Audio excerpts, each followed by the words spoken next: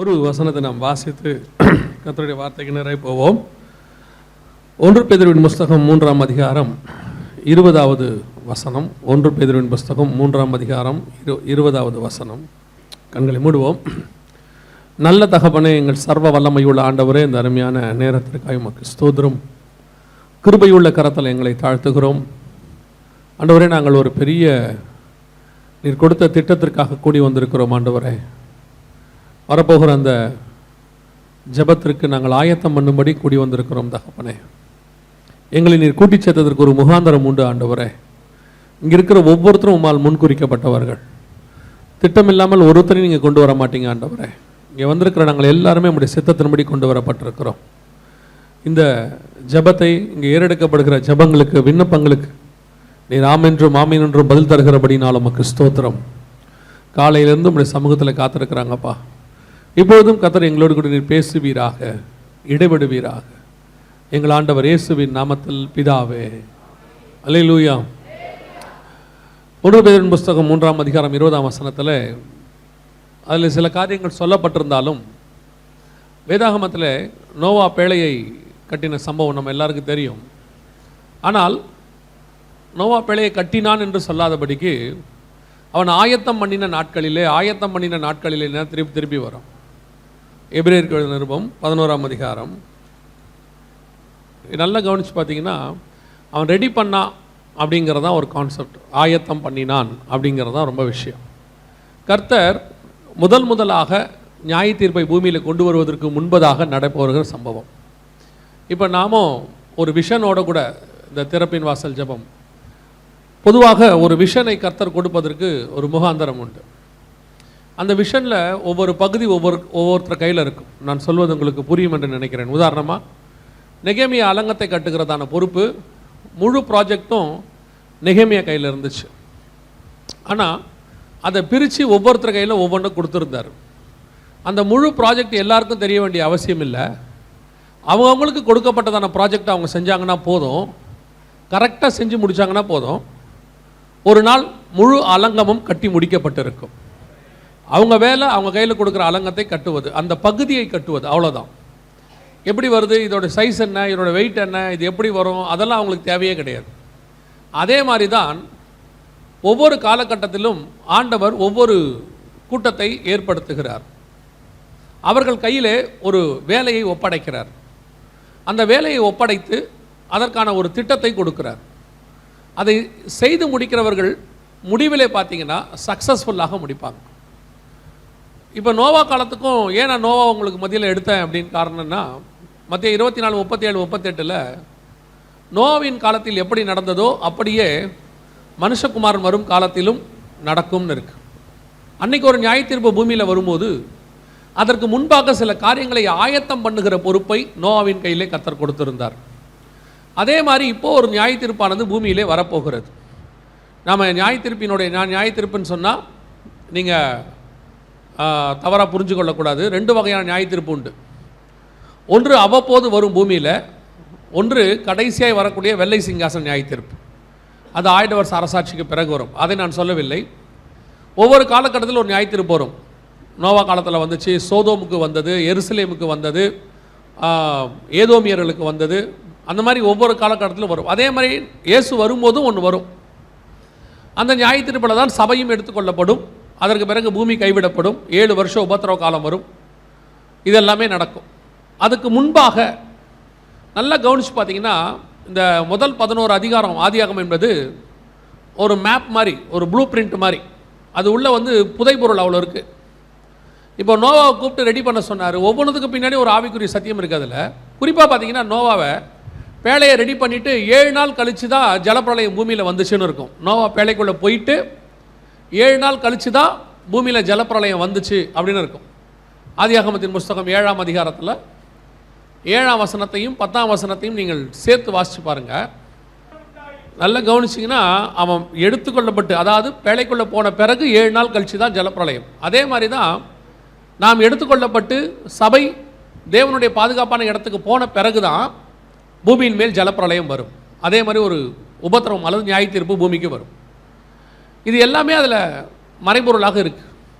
இப்போ நாம் இன்றைக்கி பார்க்க போகிற விஷயம் என்னென்னா, அன்னைக்கு அந்த ஜனங்களை காப்பாற்றுறதுக்கு கர்த்தருக்கு இருந்த ஒரு டூல், இந்த பூமியில் இருந்ததான ஒரு மிக முக்கியமான ஆள் யாருன்னு கேட்டிங்கன்னா நோவா. நோவா அந்த டூல், அவன் ஜனங்களை காப்பாற்றுவதற்கு கர்த்தரால் தேர்ந்தெடுக்கப்பட்ட ஒரு மனுஷன். பேழையை ஆயத்தம் பண்ணுவதற்கு ஒரு பக்கம், ஜனங்களை உள்ளே கொண்டு வருவதற்கு ஒரு பக்கம். ஆனால் இந்த பேழையை ஆயத்தம் பண்ணி ஜனங்களை கொண்டு வருகிறதான நோவாவை கர்த்தர் ஏன் செலக்ட் பண்ணார், நோவா என்ன செஞ்சு அந்த பேழையத்தை ரெடி பண்ணார், அதுதான் ரொம்ப முக்கியம். இன்றைக்கி என்னன்னு கேட்டிங்கன்னா, எல்லா பக்கத்திலும் நான் இந்த கடைசி காலத்தில் இருக்கக்கூடியதான எல்லா இடங்களுக்கும் போகிறதுனால நான் பார்க்குறத உங்களுக்கு சொல்கிறேன். பொதுவாகவே முந்தியெல்லாம் ஊழியக்காரன் ஆகணும்னா ரொம்ப கஷ்டம். நான் சொல்கிறது 30 வருஷத்துக்கு முன்னாடி ஒரு ஊழியக்காரர் ஆகணும்னா ரொம்ப கஷ்டம். இப்போ அப்படி இல்லை. கூட இருக்கிறவனை திட்டி பாருங்க, 3வது நாள் அவன் ஊழியக்காரன் ஆயிடுவான். 3 நாள் ஃபோன் சுவிட்ச் ஆஃபாக இருக்கும். 4வது நாள் இல்லை தம்பி ஃபோன் சுவிட்ச் ஆஃபாக இருந்துச்சு, இல்லை கர்த்தர் பேசினார். இப்போ கர்த்தருமே அவங்ககிட்ட தான் பேசுகிறாரு. கர்த்தர் பேசினார். என்ன பேசினார்? தனியாக ஊழியம் ஆரம்பிக்க சொல்லியிருக்காரு. அப்படியா? எங்கே ஆரம்பிக்க சொல்லியிருக்காரு? எதிரில். எனக்கு எதிரிலையேவா? ஆமாம். யார் வரா? நம்ம சர்ச்சிலேருந்து 10 பேர். இன்றைக்கி இருக்கிற நிலைமை அப்படித்தான். இன்றைக்கி ஊழியம் என்பது எப்படி ஆயிடுச்சு? அன்றைக்கி ஊழியம் என்பது ஒரு சாக்ரிஃபைஸ், தன் வாழ்க்கையை கொண்டு வந்து தியாகம் பண்ணுவது, தன் வாழ்க்கையை கொண்டு வந்து மரணத்துக்கு நேராக நடத்துவது. இன்றைக்கி ஊழியம் என்பது அது வேறு விதமாக மாறிடுச்சு. அதனுடைய விளைவு என்னென்னா, யாரை பார்த்தாலும் ஊழியக்காரன், எங்கே பார்த்தாலும் சர்ச்சு. அதுவும் இந்த கொரோனாவுக்கு அப்புறம் ஆன்லைன் சர்ச்சு நிறையா வந்துருச்சு. ஆமாம், டேட்டா கனெக்ஷனும் ஃபோனும் இருந்தால் போதும். அவருக்கு பைபிள் தெரியணும்னு அவசியம் கிடையாது. அவர் கையில் ஃபோனும் ஒரு டேட்டா கனெக்ஷனும் இருந்தால் போதும். அவர் அட்வைஸ் பண்ணலாம், அவர் சர்ச்சு நடத்தலாம், அவர் காணிக்க வாங்கலாம். இவங்க அந்த ரேஞ்சுக்கு போயிடுச்சு. அப்படி இருக்கும்போது கர்த்தர் யாரை சூஸ் பண்ணுகிறார்? இவர்கள் தான் மாறி இருக்கிறார்கள். இன்றைக்கி ஊழியங்களில் அதனுடைய தன்மை தான் மாறி இருக்கிறதே ஒழிய தேவன் நேற்றும் இன்றும் என்றும் மாறாதவராக தான் இருக்கிறார். அவர்கிட்ட எந்த மாற்றமும் இல்லை. அவர் செலெக்ஷனில் எந்த மாற்றமும் கிடையாது. இப்போவும் அப்படி தான் செலக்ட் பண்ணுறார். என்ன, அன்னைக்கு ஆண்டவருக்கு 12 பேரில் 11 பேர் நல்லவன் இருந்தால் ஒரு யூதாஸு. இப்போ 12 பேரில் 11 யூதாஸு ஒரு நல்லவன் இருக்கான். அவ்வளோதான் விஷயமே ஒழிய மற்றபடி செலெக்ஷன் மாறல, அப்படியே தான் இருக்குது. அப்போ இந்த பேழையை ஆயத்தம் பண்ணுகிற வேலையை கர்த்தர் நோவாவின் கையிலே கொடுத்தார். இன்றைக்கி அப்படி ஒரு வேலையை தான் நம்ம எல்லார் கையிலுமே கொடுத்துருக்கிறார். நான் நம்புகிறேன் இங்கே இருக்கிற அத்தனை பேருமே அப்படிப்பட்ட ஒரு திட்டத்தோடு தான் கர்த்தர் அழைத்து கொண்டு உட்கார வைத்திருக்கிறார்.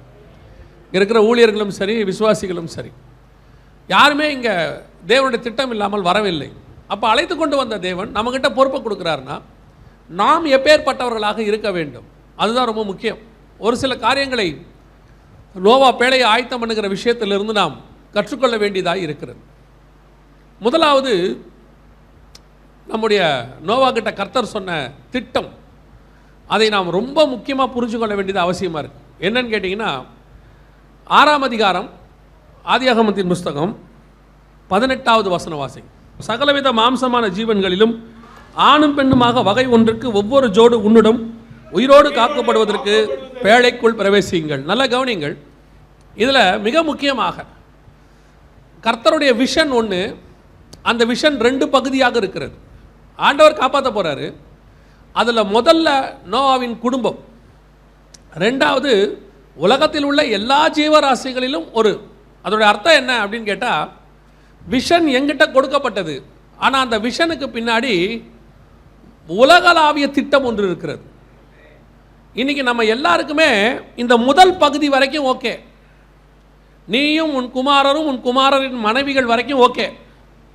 பேழைக்குள்ள வேறு யாரையும் உள்ள விட நீங்கள் நானும் ரெடியாக இல்லை. இப்போ இன்றைக்கி நிறைய பேருடைய பிரச்சனை அதுதான். இப்போ நோவா கிட்ட நீங்கள் நல்லா கவனித்து பார்த்தீங்கன்னா, அவன் பேழையை உண்டு பண்ண காரணம் என்னன்னு சொல்லி எபிரேயர் 11 இருக்குது. தன் குடும்பத்தை ரட்சிக்கும்படி ஒரு பேழையை உண்டு பண்ணினான். அதில் எந்த மாற்று கருத்தும் இல்லை. ஆனால் அதில் 2வது ஒரு விஷன் இருக்குது. அந்த விஷன் என்ன? என்னுடைய விஷன் வேர்ல்டு விஷன், உலகத்தை உலகளாவிய விஷன். என்னை கொண்டு கர்த்தர் ஒரு செங்கலை வைத்து கட்டுவார். ஆனால் கர்த்தருடைய திட்டம் ஒரு செங்கல் அல்ல, ஒரு பெரிய மாளிகை. அதுதான் உங்களுக்கு எனக்கு இன்னைக்கு வரணும். இன்றைக்கி ஏரலில் நடக்குது, நாளைக்கு கோயில்பேட்டில் நடக்குது. இது ஏதோ அங்கே நடக்கிறது அல்ல. இதுக்கு பின்னாடி ஒரு உலகளாவிய திட்டம் தேவனுக்கு இருக்கிறது. அது ஏதோ ஒரு கிராமத்தில் நடக்குது, ஏதோ ஒரு கல்யாண மண்டபத்துக்குள்ளே நடக்குதுங்கிறது இல்லை. நமக்கு தெரியணும், இதற்கு பின்னால் கர்த்தர் ஒரு மிகப்பெரியதான பரலோகத்தின் திட்டத்தை வைத்திருக்கிறார். அந்த திட்டத்திற்கு என்னை உடன் பங்காளியாய் மாற்றி இருக்கிறார். அந்த பொறுப்போட தான் நான் இந்த வேலையை செய்யணும். இன்னைக்கு செல்ஃபிஷ்னஸ் அதிகமாயிருச்சு. நீயும் உன் குமாரரும் உன் குமாரரின் மனைவிகளும் அதோட சரி, அவ்வளோதான். இன்னைக்கு எல்லாம் செல்ஃபிஷ்னஸ். அதுக்கு தாண்டி மினிஸ்ட்ரி போக மாட்டேங்குது. அந்த உலகளாவிய விஷன் வர மாட்டேங்குது. இன்னைக்கு எந்த ஊருக்கு போனாலும் என் விஷன் என் குடும்பத்தை விட்டு தாண்டவே மாட்டேங்குது. குடும்பத்தை ரட்சிக்கணும், அதில் எந்த மாற்று கருத்தும் இல்லை. ஆனால் என்கிட்ட இருக்கிற பொறுப்பு என் குடும்பத்தையும் தாண்டினது, குறுகின வட்டத்துக்குள் இல்லை. இந்த விஷன் குறுகினதுனால தான் இந்தியாவில் கிறிஸ்தவம் குறுகிக்கிட்டே வந்துருச்சு. விவேகானந்தருடைய புக்கில் இருக்குது, ஞான தீபத்தில். 1ஆம் நூற்றாண்டில் இந்தியாவில் இருந்த கிறிஸ்தவருடைய எண்ணிக்கை 30 லட்சம். அன்றைக்கி மிஞ்சி போச்சுன்னா 2 கோடி பேர் கூட இருந்திருக்க மாட்டாங்க. அந்த காலகட்டத்திலே 30 லட்சம் பேர் அப்படின்னா கிறிஸ்தவம் இன்னைக்கு எவ்வளோ குறுகி இருக்கு பாருங்க. ஏன்னா நம்முடைய விஷன் மாறிடுச்சு. நம்முடைய விஷன் கொஞ்சம் கொஞ்சமாக குறுகிருச்சு. நம்மளை பொறுத்த வரைக்கும் ஏதோ சர்ச்சுக்கு வரோம், ஞாயிற்றுக்கிழமை ஆராதனையில் உட்காடுறோம், ஒரு தசமமாக காணிக்க கொடுக்குறோம், ஒரு மிஷினரிகளை ஏதோ தாங்குகிறோம், இதோடு நம்ம வேலை முடிஞ்சிருச்சுன்னு நினைக்கிறோம். அதோடு நம்ம குடும்பத்தை பற்றினதான எண்ணங்கள் மட்டும்தான்.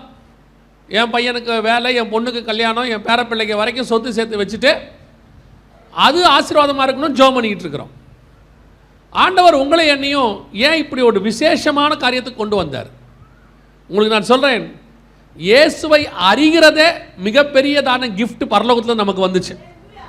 இல்லைன்னா உங்களுக்கு நான் இயேசுவை நீங்கள் அறிகிற அறிவு நமக்கு வந்திருக்காது. அது ஆண்டவர் தான் கொடுத்தாரு, நம்மளை செலக்ட் பண்ணியிருக்கிறார்.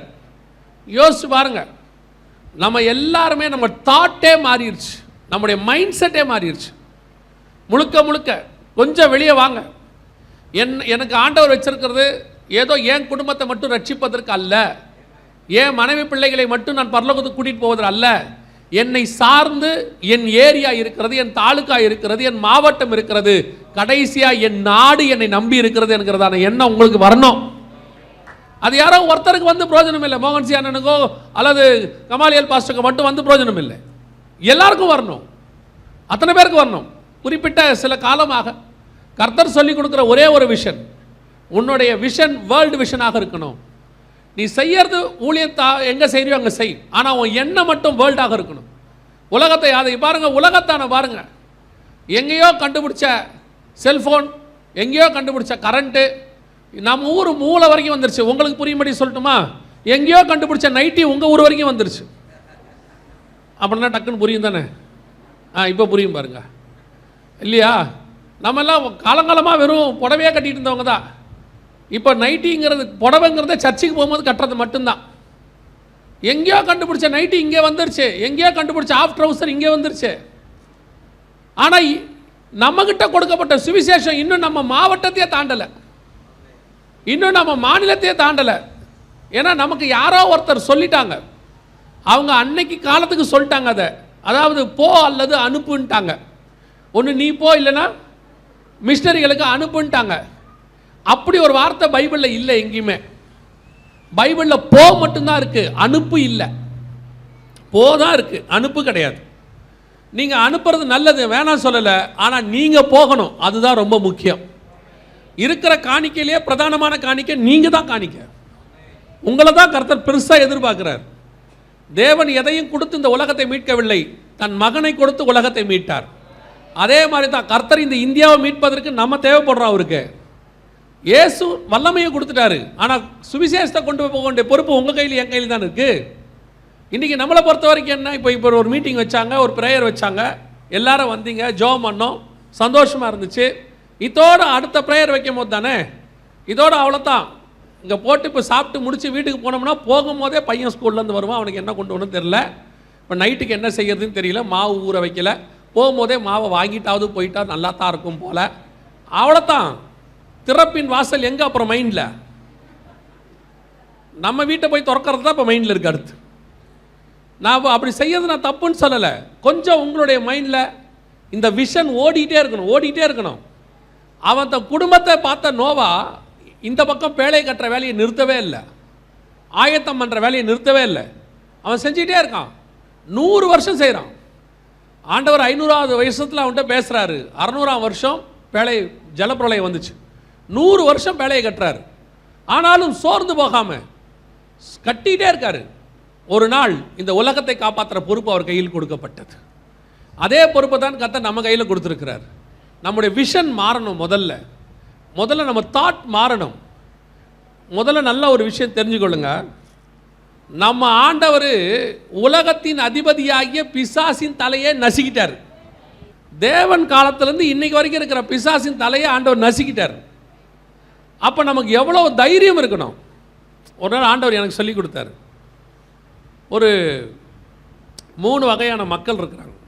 என்ன வகையான மக்கள்னா, ரோட்டில் போகும்போது ஒரு பாம்பு அடிபட்டுருந்துச்சுன்னு வச்சுக்க, ஒருத்தன் கிட்ட போவான். போய் பார்த்துட்டு இன்னும் உயிர் இருக்குடா அப்படின்ட்டு ஓடுற குரூப் ஒன்று இருக்குது. இன்னொரு குரூப் இருக்குது, கிட்ட வருவான், அது துடிக்கிறத பார்ப்பான், ஓட மாட்டான், அதுக்கு இன்னும் உயிர் இருக்குடா நின்று பார்த்துக்கிட்டே இருப்பான். 3வது ஒருத்தன் இருக்கான், வருவான், இன்னும் உயிர் இருக்குடான்னு ஒரு கள்ள தூக்கி மேலே பொத்துன்னு போட்டுருவான். இந்த மாதிரி தான் விசுவாசி 3 வகை இருக்குது. சில விசுவாசிக்கெல்லாம் பிசாசை பார்த்துருக்கீங்களா நீங்கள் யாராவது? நான் பிசாசை பார்த்துருக்குறேன்றவங்க கை தூக்குங்க. நான் கல்யாணமானவங்களை கேட்கல, பொதுவாக கேட்குறேன். இல்லை மைண்டில் ஒன்று ஓடி இருக்கும், இவர் எந்த பிசாசை கேட்குறாரு, நமக்கு தெரிஞ்ச பிசாசு ஒன்று இருக்குதே அப்படின்னு. நான் அந்த பிசாசை கேட்கல. பிசாசை யாராவது நேரில் பார்த்துருக்கீங்களா? இல்லையா? ஒருத்தர் கூட பார்க்கலையா? ஆனால் நீங்கள் வாழ்க்கையில் அதிகமாக பயப்படுறது அவனுக்கு தானே இல்லை? எதுக்கு எடுத்தாலும் பிசாஸ். நீங்கள் அவனை பார்த்தது கூட இல்லை, உங்ககிட்ட வந்து அவன் பேசினது கூட இல்லை, உங்களுக்கு அவனுக்கு சம்பந்தம் கூட இல்லை. ஆனால் சும்மா இருக்கிறவனை பார்க்கும் போதெல்லாம் அங்கே பிசாஸ் நிற்கிற மாதிரியே இல்லை, ஏதோ ஒரு சவுண்டு கேட்கல. ஒருத்தர் சொல்கிறார், அன்றைக்கி பிசாஸ் வருதுங்க, அது சவுண்டை கேட்டேன். எப்படி கேட்டீங்க? ஜல் ஜல்னு கொலுசு சத்தம் கேட்டுச்சு. நான் கேட்டேன், பிசாசு போகும்போது என்ன ஜுவல்லரி ஷாப்புக்கு போய் கொலுசு வாங்கி போட்டா வந்துச்சுன்னு கேட்டேன். இன்றைக்கி உலகத்தையே ஆண்டுகிட்டு இருந்த பிசாசையே ஆண்டவர் ஜெயிச்சிட்டார். அது மேலேயே உங்களுக்கு பயம், அதனுடைய விளைவு எவனை கண்டாலும் பயம். நம்ம ஆண்டவர் பெரியவர். முதல்ல உங்களுக்கு அந்த தைரியம் வரணும். என்னுடைய தேவன் பெரியவருங்கிற தைரியம் உங்களுக்கு வரணும். உங்கள் விஷன்லேயே அது பிரச்சனையாக இருக்குது. உங்கள் விஷனே ரொம்ப சின்ன விஷனாக இருக்குது. முதல்ல உங்கள் விஷனை மாற்றுங்க. இன்றைக்கி நம்ம ஆரம்பிக்கிற விஷன் உலக விஷனாக மாறணும். ஒரு 25 பசங்க சேர்ந்து ஆஸ்பரியில் ஜெபம் பண்ணாங்களாம். ஒரு பெரிய மாற்றம் வந்துருச்சுன்னு சொல்கிறாங்க. பெரிய மாற்றம். ஏதோ ஜனங்க உலகம் எங்கே, அமெரிக்காவிலேருந்து எல்லா இடத்துலையும் வந்து ஜெபம் பண்ணிட்டு போகிறாங்களாமா. அதுக்கு நிறைய எதிர்ப்பு இருக்குது என்னவோ சொல்கிறாங்க. ஆனால் ஏதோ ஒரு 25 பசங்க ஒரு 1,00,000 பேரை ஜெபம் பண்ண வச்சுட்டான்ல. அப்படி ஒரு விஷன் நமக்கு வரணும், அந்த மாதிரி மாறணும். இன்றைக்கி நம்ம விஷனே என்ன?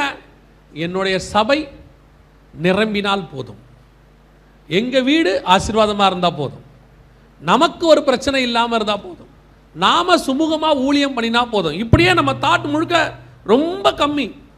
உங்கள் விஷன் மாறணும். முதல்ல பாருங்கள், எருசலேமை விட்டு போகிறதுக்கு எந்த அப்போஸ்தலனுக்கும் விருப்பமே இல்லை. எல்லாம் சாலமோன் மண்டபத்திலேயே கூடி அங்கேயே விற்று அங்கேயே வாங்கி அங்கேயே பாத்தில் வச்சுட்டு இருக்கான்.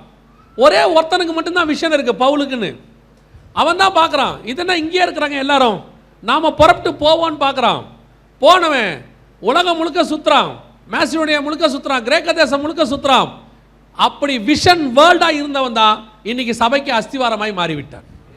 அவனை கொண்டு தான் கர்த்தர் பெரிய 13 புக்கை எழுதிட்டார். அப்படி உன் விஷன் பெருசாக இருக்கணும். இத்தனைக்கும் அவன் பிரதான அப்போஸ்தலன் கிடையாது, பிரதான அப்போஸ்தலர்கள் இருக்கிறாங்க, அவன் தான் கடைசியாக வந்தவன். ஆனால் அவன் விஷன் பெருசு. அந்த தரிசனம், உன்னுடைய தரிசனம் உலக தரிசனமாக இருக்கணும். நான் சின்ன சர்ச்சு, நான் மூலையில் இருக்கேன், என்னை யார் பயன்படுத்துவா, என்கிட்ட என்ன இருக்கு, அதெல்லாம் யோசிக்கவே யோசிக்காதீங்க.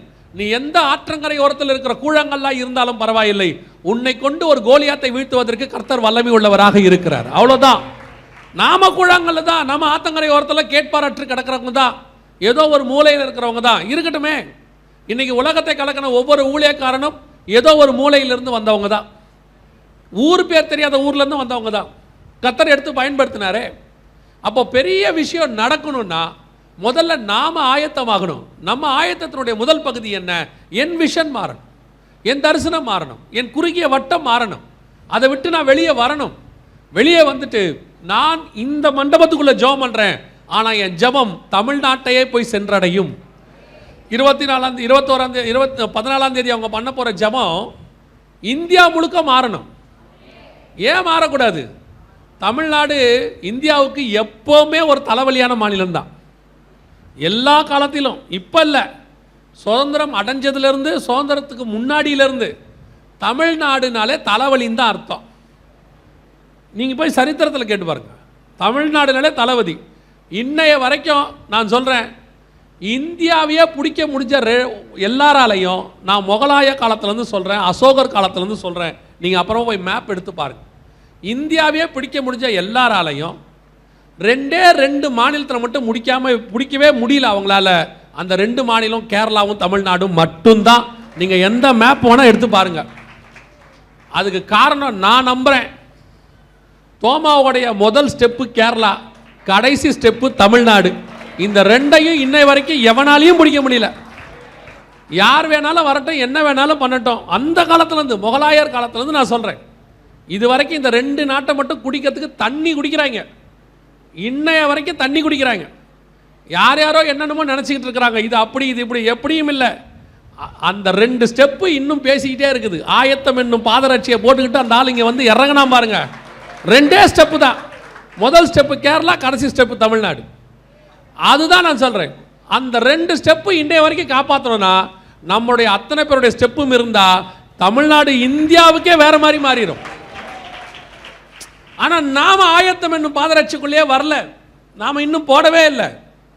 5ஆம் அதிகாரம் உன்னத பாட்டில் மனவாட்டி சொல்லுவாள்ல, பாதங்களை கழுவினேன், வஸ்திரத்தை களைந்தேன். எல்லாம் இப்போ சொஃபிஸ்டிகேட்டட் லைஃப் ஸ்டைல். அதனால் இன்னைக்கு அந்த பாரம் போயிருச்சு, படுத்தாச்சு. ஜாலியாக ஊழியம் பண்ணணும், ஜாலியாக கிறிஸ்தவ வாழ்க்கை வாழணும், எந்த குறையும் வந்துடக்கூடாது.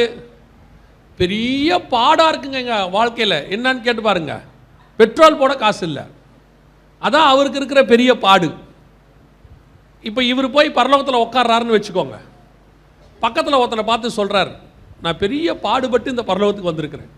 என்ன பாடுபட்டீங்க? பெட்ரோல் கூட வழி இல்லாமல் வண்டியை தள்ளிட்டு வந்தேன். திரும்பி அவரை கேட்கணும், நீங்கள் யார்? நான் தான் பவுல். உங்களுக்கு எப்படி இருக்கும் யோசிச்சு பாருங்க. அவன் கேட்பான், நீ வண்டி இல்லாமல் பெட்ரோல் தள்ளினதே உனக்கு பாடுனா, பட்டணங்கள் தோறும் அடிக்கப்பட்டது எப்பேற்பட்ட பாடு. இன்னைக்கு நமக்கு சொஃபிஸ்டிகேட்டட் லைஃப், எது பாடுனே தெரில, எது பிரச்சனைனே தெரில. நம்மளை பொறுத்த வரைக்கும் கொஞ்சம் லேட்டாக சாப்பிட்டா பாடு, கொஞ்சம் சுகர் வந்துட்டா பாடு. அதுக்கெல்லாம் நம்ம தான் காரணம், வேற யாரும் காரணம் இல்லை. இப்போ எனக்கு ஜுரம் வந்துச்சு, ஜோம் பண்ணிங்க, நான் என்ன ஜோம் பண்ண தெரியுமா? ஆண்டவரை நான் பண்ண தப்பில் வந்தது.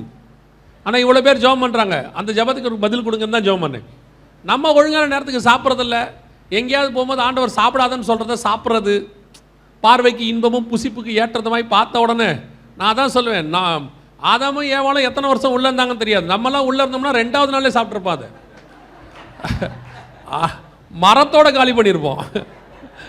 இல்லை, நம்ம எதை டாக்டர் வேணாங்கிறாரோ அதை தான் ஃபஸ்ட்டு சாப்பிட்றது இல்லையா? அப்படிப்பட்ட ஆட்கள். அப்போ இன்னைக்கு நமக்கு இதுதான் பாடு, இதில் நினச்சிக்கிட்டு இருக்கிறோம் இல்லைங்க. கர்த்தர் நமக்கு வச்சிருக்கிற விஷன் பெருசு, ஓட வேண்டிய ஓட்டம் பெருசு.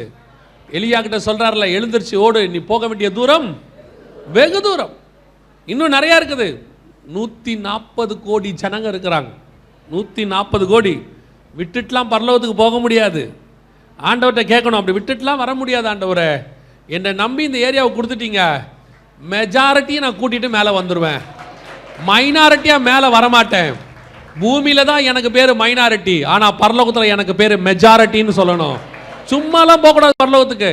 ஒரு பெரிய கூட்டத்தை ஆயத்தம் பண்ணி எடுத்துட்டு போகணும், தீர்மானம் எடுக்கணும். அந்த உங்களுக்கு முதல்ல அந்த விஷன் வரணும். நீங்கள் ஒரு ஆள்கிட்ட போகும்போதே இவர் நம்ம சொன்னால் கேட்க மாட்டார், அவன் கேட்க மாட்டான். அவன் என்ன செய்ய மாட்டான்? கேட்க மாட்டான். சிலர்லாம் சொல்லுவாங்க அவங்க ரொம்ப ஆர்த்தடாக்ஸுங்க, அவங்க நம்ம சொன்னால் கேட்கவே மாட்டாங்க. போய் சொன்ன உடனே அவன் கேட்க மாட்டான். நான் அப்போவே சொன்ன பெரிய தீர்க்கதரிசி, நான் அப்போவே சொன்னேன் பாருங்கம்பாங்க. நல்லா கவனிங்க, நீ விசுவாசத்தோட பவுலை விட பெரிய ஆர்த்தடாக்ஸ் உலகத்தில் ஒருத்தன் கிடையவே கிடையாது. நியாயப்பிரமாணத்துக்கு அவ்வளோ வைராக்கியமானவன். அவனையே கர்த்தர் ரட்சிப்பாரானால் உலகத்தில் எவனையும் ரட்சிக்க கர்த்தர் வல்லமை உள்ளவராக இருக்கிறார். நீங்க விஷனோட போனோம், இன்னைக்கு இந்த ஆத்மாவை கர்த்தருக்கு ஆதாயம் பண்ணிட்டு தான் நான் வருவேன், அந்த விஷனோட போங்க, கர்த்தர் அந்த ஆத்மாவை உங்களுக்கு தருவார். அதே விஷன் இந்த இடத்துல வரணும். இந்த பகுதி எத்தனை நாளைக்கு தான் நம்ம இப்படி ஜோம் பண்ணிட்டே இருக்க போறோம்? ரிசல்ட் எப்போ பார்க்க போறோம்? அந்த பசங்க 25 பேர் வந்தான் ஜோம் பண்ணா ரிசல்ட்டை பார்த்துட்டா பாருங்க. அப்படிதான் இருக்கணும். ஒரு பெரிய பிஸ்னஸ் மேனுடைய பிஸ்னஸ் சொல்லுவாங்க, முதல் போட்டோம்னா அடுத்து என்ன செஞ்சிடணும்? அடுத்த 2 வருஷத்துக்குள்ள லாபத்தை பார்த்துடணும்பாங்க. நம்ம 2000 வருஷமா இன்வெஸ்ட் பண்ணியிருக்கிறோம், இது லாபத்தை பார்க்குற காலம். ஆத்துமாக்களை கொள்ளை பொருளாய் லாபத்தை பார்க்கணும். சும்மாலாம் பரலோகத்துக்கு போகக்கூடாது, வெறும் கையெல்லாம் போகக்கூடாது. உன்னதப்பட்ட அழகா சொல்லும், என்னை இழுத்துக்கொள்ளும் ஓடி வருவோம்னு இருக்கும். என்னை இழுத்துக்கொள்ளும் ஓடி, அதோட அர்த்தம் என்ன? என் ஒரு ஆளை கூப்பிடுங்க, என் பின்னாடி ஒரு கூட்டத்தை கூட்டிட்டு பரலோகத்துக்கு வந்துருவேன்னு அர்த்தம். அந்த விஷயம் தான் உங்களுக்கு எனக்கும் வரணும். முதலாவது நோவா கிட்ட இருந்ததான மிக முக்கியமான நல்ல குணம், அவங்க கிட்ட இருந்தது விஷன், வேர்ல்டு விஷன். ரெண்டாவது நோவாக்கு ஆண்டவர் சொன்ன மிக முக்கியமான இன்னொரு காரியம், வாசிங்க 6ஆம் அதிகாரம் 14வது வசனம் வாசி. நீ கோப்பேர் மரத்தால் உனக்கு ஒரு பேழையை உண்டாக்கு, அந்த பேழையிலே அறைகளை உண்டு பண்ணி அதை உள்ளும் புறமுமாக கீழ்பூசு. அந்த வசனத்தில் அதை உள்ளும் புறம்புமாக கீழ்பூசு. நீ என்னதான் ப்ராஜெக்ட், எவ்வளோ பெரிய ப்ராஜெக்ட் பண்ணாலும் உன் ப்ராஜெக்டில் லீக் இல்லாமல், உன் ப்ராஜெக்ட் இப்போ பாருங்கள், அந்த பேழைக்குள்ளே ஒரு வேளை கீழ் பூசாமல் இருந்திருந்தால் வெளியே இருக்கிற தண்ணி உள்ளே வந்து அந்த பேழையே க்ளோஸ் பண்ணிடும், மூழ்கடிச்சிடும். சின்ன கேப் இருந்தால் போதும், அது வழியாக தண்ணி உள்ளே வந்துடும். அதனால தான் கீழ் பூசுவாங்க. கீழ் பூசுறதுனா என்னென்னா ஆயில், கீழுங்கிறது ஒரு வகையான ஆயில், தாறு மாதிரி, அதை எடுத்து பூசுவாங்க. ஆனால் அதை பூசுகிற மெத்தட் தான் ரொம்ப முக்கியம். பொதுவாக நீங்கள் போட் வாங்குறவங்கள போய் பாருங்கள், நல்லா வெளியே பூசிட்டு அப்புறம் உள்ளே பூசுவாங்க, ஃபைனலாக பெயிண்ட் அடிப்பாங்க. ஆனால் ஆண்டவர் சொன்ன விஷயம் பாருங்கள், உள்ளும் புறமுமாக கீழ்பூசு. உனக்கு உள்ளேயும் வெளியையும் கீழ்பூசு அப்படிங்கிறார்.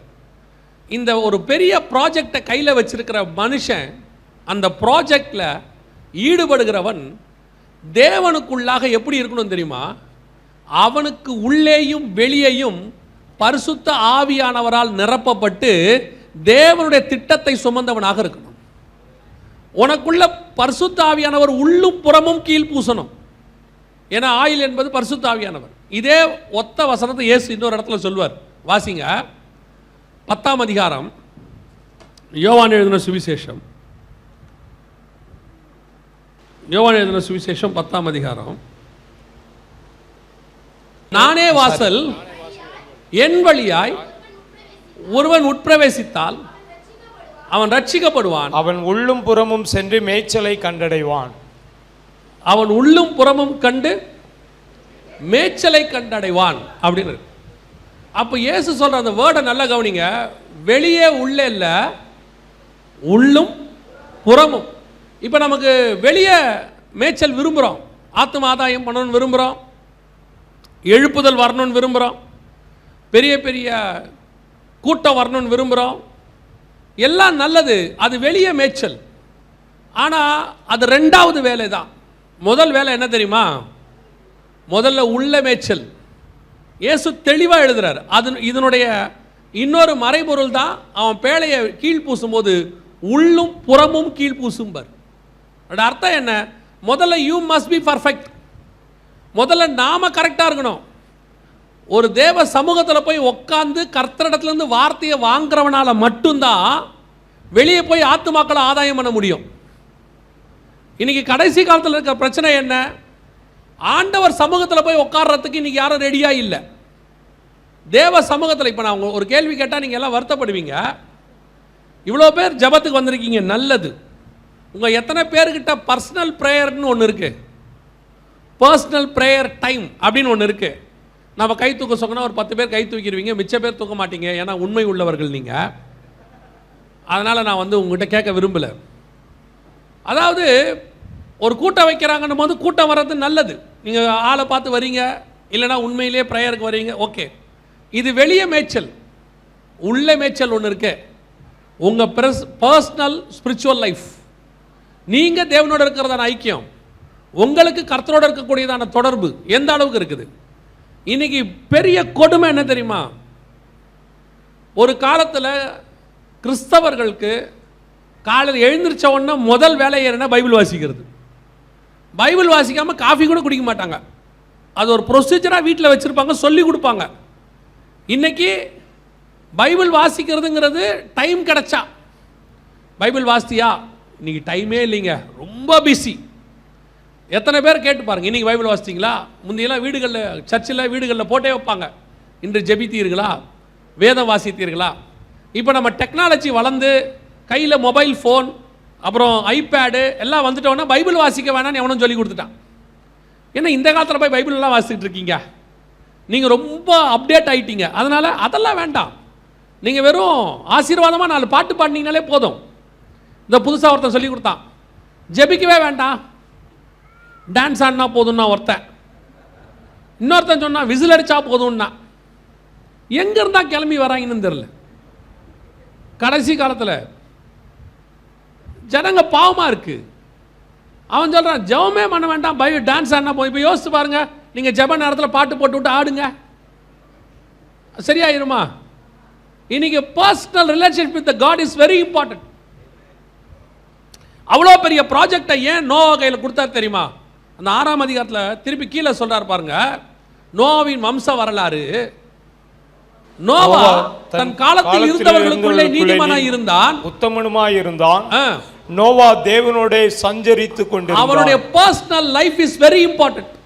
தேவனோடு சஞ்சரித்து இருந்தான். உங்ககிட்ட கர்த்தர் ஒரு ப்ராஜெக்டை கொடுக்கணும், உன்னை நம்பணும், உன்னை கொண்டு கிரியை செய்யணும், உன்னை கொண்டு பெரிய காரியம் கர்த்தர் செய்யணும்னா ஏதோ ஆண்டவர் ஆள் இல்லாமல் எவன் கிடைச்சாலும் செய்யறதுக்குலாம் இப்போ ஆண்டவர் அப்படிலாம் இல்லை. அதான் நான் ஆரம்பத்திலே சொன்னேன், கர்த்தருடைய செலெக்ஷன் என்னைக்கும் மாறல. அன்னைக்கு இன்னைக்கு என்னைக்கும் ஒரே மாதிரி தான் செலெக்ஷன். நாம சரியா இருந்தால் தான் கர்த்தர் எடுத்து நம்மளை பயன்படுத்த முடியும், இல்லாவிட்டால் கர்த்தரால் எடுத்து பயன்படுத்த முடியாது. இன்னைக்கு உள்ளே போய் உட்காந்து கீழ் பூசுற அனுபவம் இல்லை. இன்னைக்கு உட்காந்து தேவனோடு கூட ஆவியில நிறைகிற அனுபவம் இல்லை. ஓட்ட இருக்குது அங்கங்க ஆவிக்குரிய வாழ்க்கையில். ஆனா ஆசை இருக்குது, என்னை கொண்டு பெரிய பேழை கட்டணும், ஆண்டவர் என்கிட்ட ஒரு ப்ராஜெக்ட் கொடுக்கணும், என் சபை பெருசாகணும், என் ஊழியம் அப்படி வரணும் இப்படி வரணும். நல்லா தெரிஞ்சுக்கொள்ளுங்க. இந்த காலத்தில் ஒரு தம்பிக்கிட்ட பேசிகிட்டு இருந்தேன், அண்ணே நான் ஊழியத்துக்கு வந்திருக்கேன், எனக்காக ஜாம் பண்ணுங்கண்ணா. சரிடா தம்பி, என்ன ஊழியம் பண்ண போகிறேன்னு கேட்டேன். இவாஞ்சலிசம் அப்படின்னா. ரொம்ப சந்தோஷம், எங்கே போய் பண்ண போகிறேன்னு. இல்லைண்ணே ஒரு பாட்டு பாடி யூடியூப்பில் ஏற்றலான்னு இருக்கிறேன்னா. இவாஞ்சலிஸ்க்கும் இதுக்கும் என்னடா சம்மந்தம்னு கேட்டேன். இல்லைண்ணே ஃபேஸ்புக்கில் போட்டோம்னா, வாட்ஸ்அப்பில் ஏற்றிட்டோம்னா நிறைய பேர் பார்த்தாங்கண்ணா. இது எப்போ ஊழியமாச்சுன்னே தெரில, இது எப்போ ஊழியமாச்சுன்னே தெரில. ஒரு பிரபலமாக நல்ல பாடின தம்பி ஒருத்தனை ஒரு நாள் ஒரு இடத்துல சந்தித்தேன்.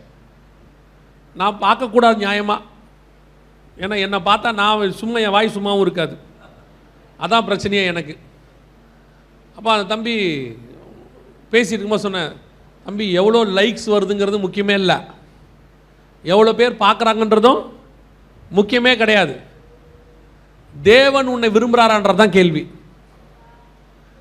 5, 10, 1 லட்சம் பேர் பார்க்கட்டும், 2000, 2 லட்சம் பேர் பார்க்கட்டும், பார்க்குறவன் எல்லாம் பரலோகத்துக்கு வருவானா? அதான் கேள்வி. என்டர்டைன்மெண்ட்டுக்கு பார்க்குறவன் எத்தனையோ பேர் இருக்கான், அவன் எவ்வளோ பேர் வேணால் பார்த்துட்டு போட்டோம். ஆனால் எனக்கும் தேவனுக்குமான ரிலேஷன்ஷிப் எப்படி இருக்குன்றது தான் முக்கியம். நான் ஒரு பையன் என்னை பார்த்து ஒரு கேள்வி கேட்டான், அண்ணே உங்கள் ஊழியம் ஏணி தானே அப்படின்னா. ஆமாடா தம்பி, ஊழியத்துக்கு பேர் ஏணி தான். அப்போ அவன் கேட்டான், அப்படின்னா எல்லாரையும் ஏற்றி விட்டு நீங்கள் இங்கே தான் இருப்பீங்களான்னு கேட்டான். இந்த ஏணிக்கு பின்னாடி இப்படி ஒரு அர்த்தம் இருக்குன்னு உண்மையில் நான் நினைக்கவே இல்லை. அன்றைக்கி முடிவு பண்ணேன், நம்ம முதல்ல ஏறுறது, அப்புறமா தான் எல்லாரையும் ஏத்துறது. இன்னைக்கு நிறைய பேர்ட்ட அதான் பிரச்சனை. வெளியே புறம்பே வந்து போய் மேய்ச்சலை கண்டையிடறதுக்கு ஆசை. ஒரு ஊழியக்காரர்கிட்ட நான் இப்படி தான் சொன்னேன். அவர் சொன்னார், மோசேயை போல வர வேண்டும்னாரு. கேர்ஃபுல்லாக இருந்துக்கோங்க விசுவாசி, அது போயிடும், உங்களை போக விடாதுன்னு. விசுவாசிக்கிட்ட இருக்க பிரச்சனை என்ன? அது போயிடும், கடைசியில் என்ன செய்யாது? உங்களை போக விடாது. ஊழியக்காரன் ஊழியத்துக்கு வரவங்களா இருக்கட்டும், யாராக இருக்கட்டும், முதல்ல நாம் ஆயத்தப்பட்டிருக்கணும். நாம தேவ சமூகத்தில் உட்காந்து ஆயத்தப்பட்டவங்களா இருக்கணும். அப்பதான் கர்த்தர் நம்மை கொண்டு பெரிய காரியத்தை செய்ய முடியும். 3.5 வருஷம் இயேசு ஊழியம் பண்றதுக்கு 30 வருஷம் ரெடியானார். 30 வருஷம் ரெடியானார். இன்னைக்கு 3 மணி நேரம் ஊழியம் பண்றதுக்கு 30 நிமிஷம் ஜெபம் பண்றதுக்கு யாருக்கு ரெடி இல்லை? இப்போ யோசிச்சு பாருங்க. 3.5 வருஷம் ப்ராஜெக்ட் தான் இயேசுக்கு பூமியில. அதுக்கு ரெடி ஆகிறதுக்கு எத்தனை வருஷம் ஆச்சு? 30 வருஷம் ஆச்சு. 40 வருஷம் ஊழியம் பண்றதுக்கு மோசேக்கு எத்தனை வருஷம் ஆடு மேய்க்கணும்? 40 வருஷம் ஆடு மேய்க்கணும். 40 வருஷம் ஆடு மேய்ச்சா அடுத்த 40 வருஷம் மினிஸ்ட்ரி. 30 வருஷம் தச்சு வேலை பார்த்தா அடுத்த 3.5 வருஷம் மினிஸ்ட்ரி. ஆண்டவர் எல்லாருக்கும் சும்மா கொடுக்கல. அத்தனை பேருக்கிட்டையும் கர்த்தர் ஒரு ஆயத்தத்தை எதிர்பார்க்கிறார். அந்த ஆயத்தம் என்ன தெரியுமா? நீ தேவனோடு கூட உட்கார்ந்து அடைக்கிற ஆயத்தம். இன்னைக்கு ஜெபம் பண்றதுக்கு நேரம் இல்லை, பைபிள் வாசிக்க நேரம் இல்லை, இன்னைக்கு தேவ சமூகத்தில் காத்திருக்க நேரம் இல்லை. Busy busy. நீ என்ன வேணா பண்ணிக்கோ, ஆனா மேல போய் நின்று பாருங்க. ஜனங்க கேட்க நல்லா இருக்கும்பா. நல்லா இருக்குங்கிற சாட்சி வேஸ்ட். நல்லா இருக்குங்கிற சாட்சி டெட்லி வேஸ்ட். பிரயோஜனமா இருக்குங்கிற சாட்சி மட்டும்தான் கரெக்ட். இன்னைக்கு நிறைய பேர் நல்லா இருக்குன்றத கேட்டு, உங்க பாட்டு நல்லா இருக்கு, வர்ஷிப் நல்லா இருக்கு, உங்க ஸ்பீச் நல்லா இருக்கு, நல்லா இருக்கு. ஏன்? கலைஞர் ஸ்பீச் எல்லாரோட நல்லா இருக்கும், சினிமாக்காரன் பாடுற பாட்டு எல்லாரோட நல்லா தான் இருக்கும். ஆனால் சினிமாக்காரனை விட குரல் நமக்கு கம்மியாக தான் இருக்கும். ஆனால் நம்ம பாட்டு ஒருத்தனை ரட்சிக்கும். அதுக்கு பேர் தான் பிரயோஜனமாக இருக்கு. நாம we are not performer, we are not performer, we are transformer. மாத்திரமே நம்ம. இன்னைக்கு கடைசி காலத்தில் என்ன ஆயிடுச்சு? தேவ சமூகத்தில் உட்காரத்துக்கு நேரம் இல்லை. உள்ள கீழ் பூச ரெடியா இல்லை, வெளியே கீழ் பூசத்துக்கு ரெடி. பார்க்க அழகா. சில நேரத்தில் இப்போ இருக்க அம்மாக்களுக்கு தான் சொல்லுவேன், எங்கள் அம்மா காலத்துலலாம் எப்போ வேணாலும் யாரை வேணால் வீட்டுக்கு கூப்பிட்டு வரலாம், பிரச்சனையே இருக்காது. இப்போ இருக்க அம்மாலாம் பாருங்கள், யாராவது கூப்பிட்டு வந்தால் முதல் கேள்வி என்ன, சொல்லாமல் கொள்ளாமல் கூப்பிட்டு வந்துட்டீங்க. ஏன் அந்த சொல்லாமல் கொள்ளாமல் தெரியுமா? சொல்லாமல் கொள்ளாமல் வீட்டுக்கு வந்தோன்னா வீட்டு ஆள் அலங்கோலமாக இருக்கும், சோஃபா மேலேயே எல்லாம் இருக்கும். அந்த வீடு மறுரூபம் ஆகும். ஒரு ஆளை பார்த்த உடனே டக்கா பக்கா பக்கான்னு மாறும். போயிட்டு உள்ள வீட்டுக்காரரை கேட்பாங்க, என்ன நீங்கள் சொல்லாமல் கொள்ளாமல் கூப்பிட்டு வரீங்க? வீடை நான் அப்படியே போட்டு வச்சிருக்கேன். இல்லை, அந்த வீடு எப்பவுமே அப்படி தான் இருக்கும். நம்ம அம்மா காலத்தில் வீடு எப்பவுமே எப்படி இருக்கும்? நீட்டாக இருக்கும். நம்ம வந்து சொல்லாமல் கொள்ளாமல் கூப்பிட்டு வந்துட்டோம் அப்படின்னு சொல்லி ஆயத்தம் இல்லாமல் இருக்கும். கவனிச்சுக்கொள்ளுங்க. வெளியே தான் பார்க்க இன்னைக்கு நம்ம வீடை அழகாக வைக்கணும்னு நினைக்கிறோம். சிலர் வீட்டுக்கு உள்ளே போய் பார்க்கவே முடியாது. வீட்டுக்குள்ளே என்ன செய்ய முடியாது? பார்க்கவே முடியாது. உள்ளுக்குள்ளே வீடு. ஒருத்தர் வீட்டுக்கு போனவங்க, ஆனால் அவங்க வீடோட இது எப்படி இருக்குன்னா, ஹாலு அப்படியே பக்கத்துலேயே டைனிங் ஹாலு, பக்கத்துலேயே ஓப்பன் கிச்சன். நம்ம ஊர்லலாம் கிச்சனுக்கு ஒரு டோர்னு ஒன்று இருக்கும். கன்ஃபார்மாக கிச்சனுக்கு என்ன இருக்கும்? ஒரு டோர் ஒன்று இருக்கும். அந்த டோரை போட்டு மூடியிருப்போம். ஏன்னா அந்த கிச்சனுக்குள்ளே நம்மளை தவிர வேறு யாரும் என்ன செய்யக்கூடாது, போனால் செத்தான்னு அர்த்தம். அந்த கிச்சனுக்குள்ளே வேறு எவன் போனாலும் செத்தான். அந்த தோசை கல்லை தவிர மிச்சம் எல்லா பக்கமும் மாவு ஊற்றிருக்கும். அது ஒரு பெரிய ஆசீர்வாதம். அது என்ன தான் செய்வாங்கன்னே தெரியாது. மாவு ட்ராவல் ஆகிறதுக்குள்ளே, அது சுற்றுறதுக்குள்ளே எங்கே பார்த்தீங்கன்னு கேட்குறீங்களா? உங்களுக்கே தெரிஞ்சிருக்கணும் நான் எங்கே பார்த்துருப்பேன். என்றைக்காவது ஒரு நாள் கிச்சனுக்கு போய் சமைக்கலான்னு போனோம்னா கிச்சன் வித்தியாசமாக இருக்கும். அம்மா காலத்தில் பார்த்தீங்கன்னா கிச்சன் எப்படி இருக்கும்? நான் சொல்கிறது நிஜம். அவங்களாம் என்ன பண்ணுவாங்கன்னா சமைக்கும் போதே துடைப்பாங்க. அதை சமைச்சு முடிக்கும் போதே. இப்போ இருக்க அம்மாவுக்கு கிச்சன் கிளீனிங் டேன்னு ஒன்று இருக்குது. அது வந்து ஒரு யூபிலி வருஷத்துக்கு ஒரு தடவை வரும், 50 வருஷத்துக்கு ஒரு தடவை வரும். கிச்சன் கிளீனிங் டே அப்படின்னு இருக்கும். நம்ம அம்மாக்கள் காலத்தெல்லாம் பார்த்தீங்கன்னு சொன்னால் இந்த பித்தளை பாத்திரம் இருக்கும், அப்படிலாம் செய்வாங்க. இப்போ இருக்கிறதுக்கெல்லாம் இல்லை, நான்ஸ்டிக் தவா, துடைத்தாலே போதும். நீங்கள் அவன் சொல்கிறான் டிவியில், நீங்கள் அழுத்திலாம் கூட தேய்க்க வேண்டாம். என்ன பண்ணலாம்? அப்படி இருக்கிற காலத்திலேயே கிச்சன் பார்த்தீங்கன்னா யாரும் பார்க்க முடியாது. நான் அந்த வீட்டுக்கு போகிறேன், ஹாலு, டைனிங் ஹாலு, கிச்சன் எல்லாம் அப்படியே இருக்குது. பார்த்தா எல்லாம் தெரியுது. கிச்சன் அவ்வளோ அழகாக இருக்குது. நான் கேட்டேன், இது எப்படி எப்பவுமே இப்படி தான் இருக்குமான்னு. அவங்க ஹஸ்பண்ட் சொன்னார், எப்பவுமே அப்படி தான் இருக்கும்னாரு. நான் எனக்கு வாய் சும்மா இருக்கு, அடுத்த கேள்வி நீங்கள் தான் க்ளீன் பண்ணுவீங்களான்னு கேட்டேன். அப்போ அவர் சொன்னார், இல்லை இல்லை நாங்கள் 2 பேருமே செய்வோம். எதுக்கு சொல்கிறேன்னா, சிலதெல்லாம் பார்த்தீங்கன்னா வெளியே கீழ் பூசி நல்லா இருக்கும் வீடு. நம்ம வீட்டுக்குள்ளே யாரும் திடீர்னு நம்ம கிச்சனுக்குள்ளே வர முடியாது. யாராவது திடீர்னு ரெஸ்ட் ரூம் போகணுன்னு கேட்டாங்கன்னு வச்சுங்க, பல வீட்டில் ஒரு 2 மினிட்ஸ் இருங்க, இவன் முதல்ல உள்ள போவான். ஆச்சரியமாக இருக்கும். யாராவது திடீர்னு வீட்டுக்கு வந்துட்டு கொஞ்சம் ரெஸ்ட் ரூம் யூஸ் பண்ணோம், ஒரு 1 மினிட் இந்த வரேன். அப்போ தான் அந்த வீடு என்ன ஆகுது உள்ள. ஆமாம், உள்ள கீழ் பூசலை. அதே மாதிரி தான் பல நேரங்களில் நம்ம ஆவிக்குரிய வாழ்க்கை உள்ள எப்படி இருக்குது? ஆவியில் இல்லை, அனலில் இல்லை, அக்கினியில் இல்லை, சும்மா மேலே உட்காந்து அடிக்கிறது. உன்னை கொண்டு கர்த்தர் கிரியை செய்ய முடியாது. கர்த்தர் உங்களை கொண்டு கிரியை செய்ய வேண்டுமானால், கர்த்தர் உங்களுக்கென்று வைத்திருக்கிற விஷன் நிறைவேறுமானால், அது உள்ளும் புறமும் கீழ் பூசப்பட்டிருக்க வேண்டும். அப்போ தான் கர்த்தர் உங்களை கொண்டு பெரிய காரியத்தை செய்ய முடியும். அல்லேலூயா. ஒரு தீர்மானம் எடுக்கணும். ஜெபம் பண்ணாமல் வீட்டை விட்டு வெளியே நான் வரவே மாட்டேன். பைபிள் வாசிக்காமல் வரவே மாட்டேன். 7 மணிக்கு எனக்கு வேலை, பரவாயில்ல 5 மணிக்கு எழுந்திரிங்க. உலகத்தான போய் பாருங்கள், 5 மணிக்கு கோயில் வாசலில் நிற்கிறாங்க. ஏன்? பக்தி உள்ளவனை கர்த்தர் தனக்கென்று தெரிந்து கொள்ளுகிறார். நம்மகிட்ட காணப்படாத எத்தனையோ பக்தி அவங்ககிட்ட காணப்படுது.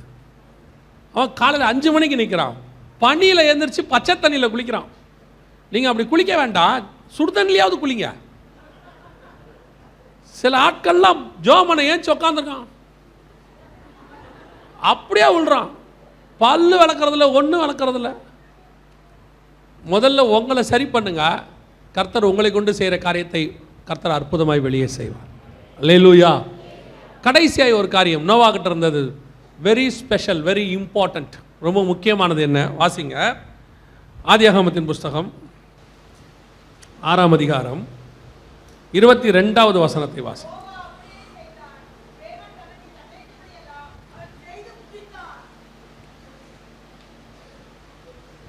இன்னும் ஒரு தடவை வாசிங்க தயவு செய்து.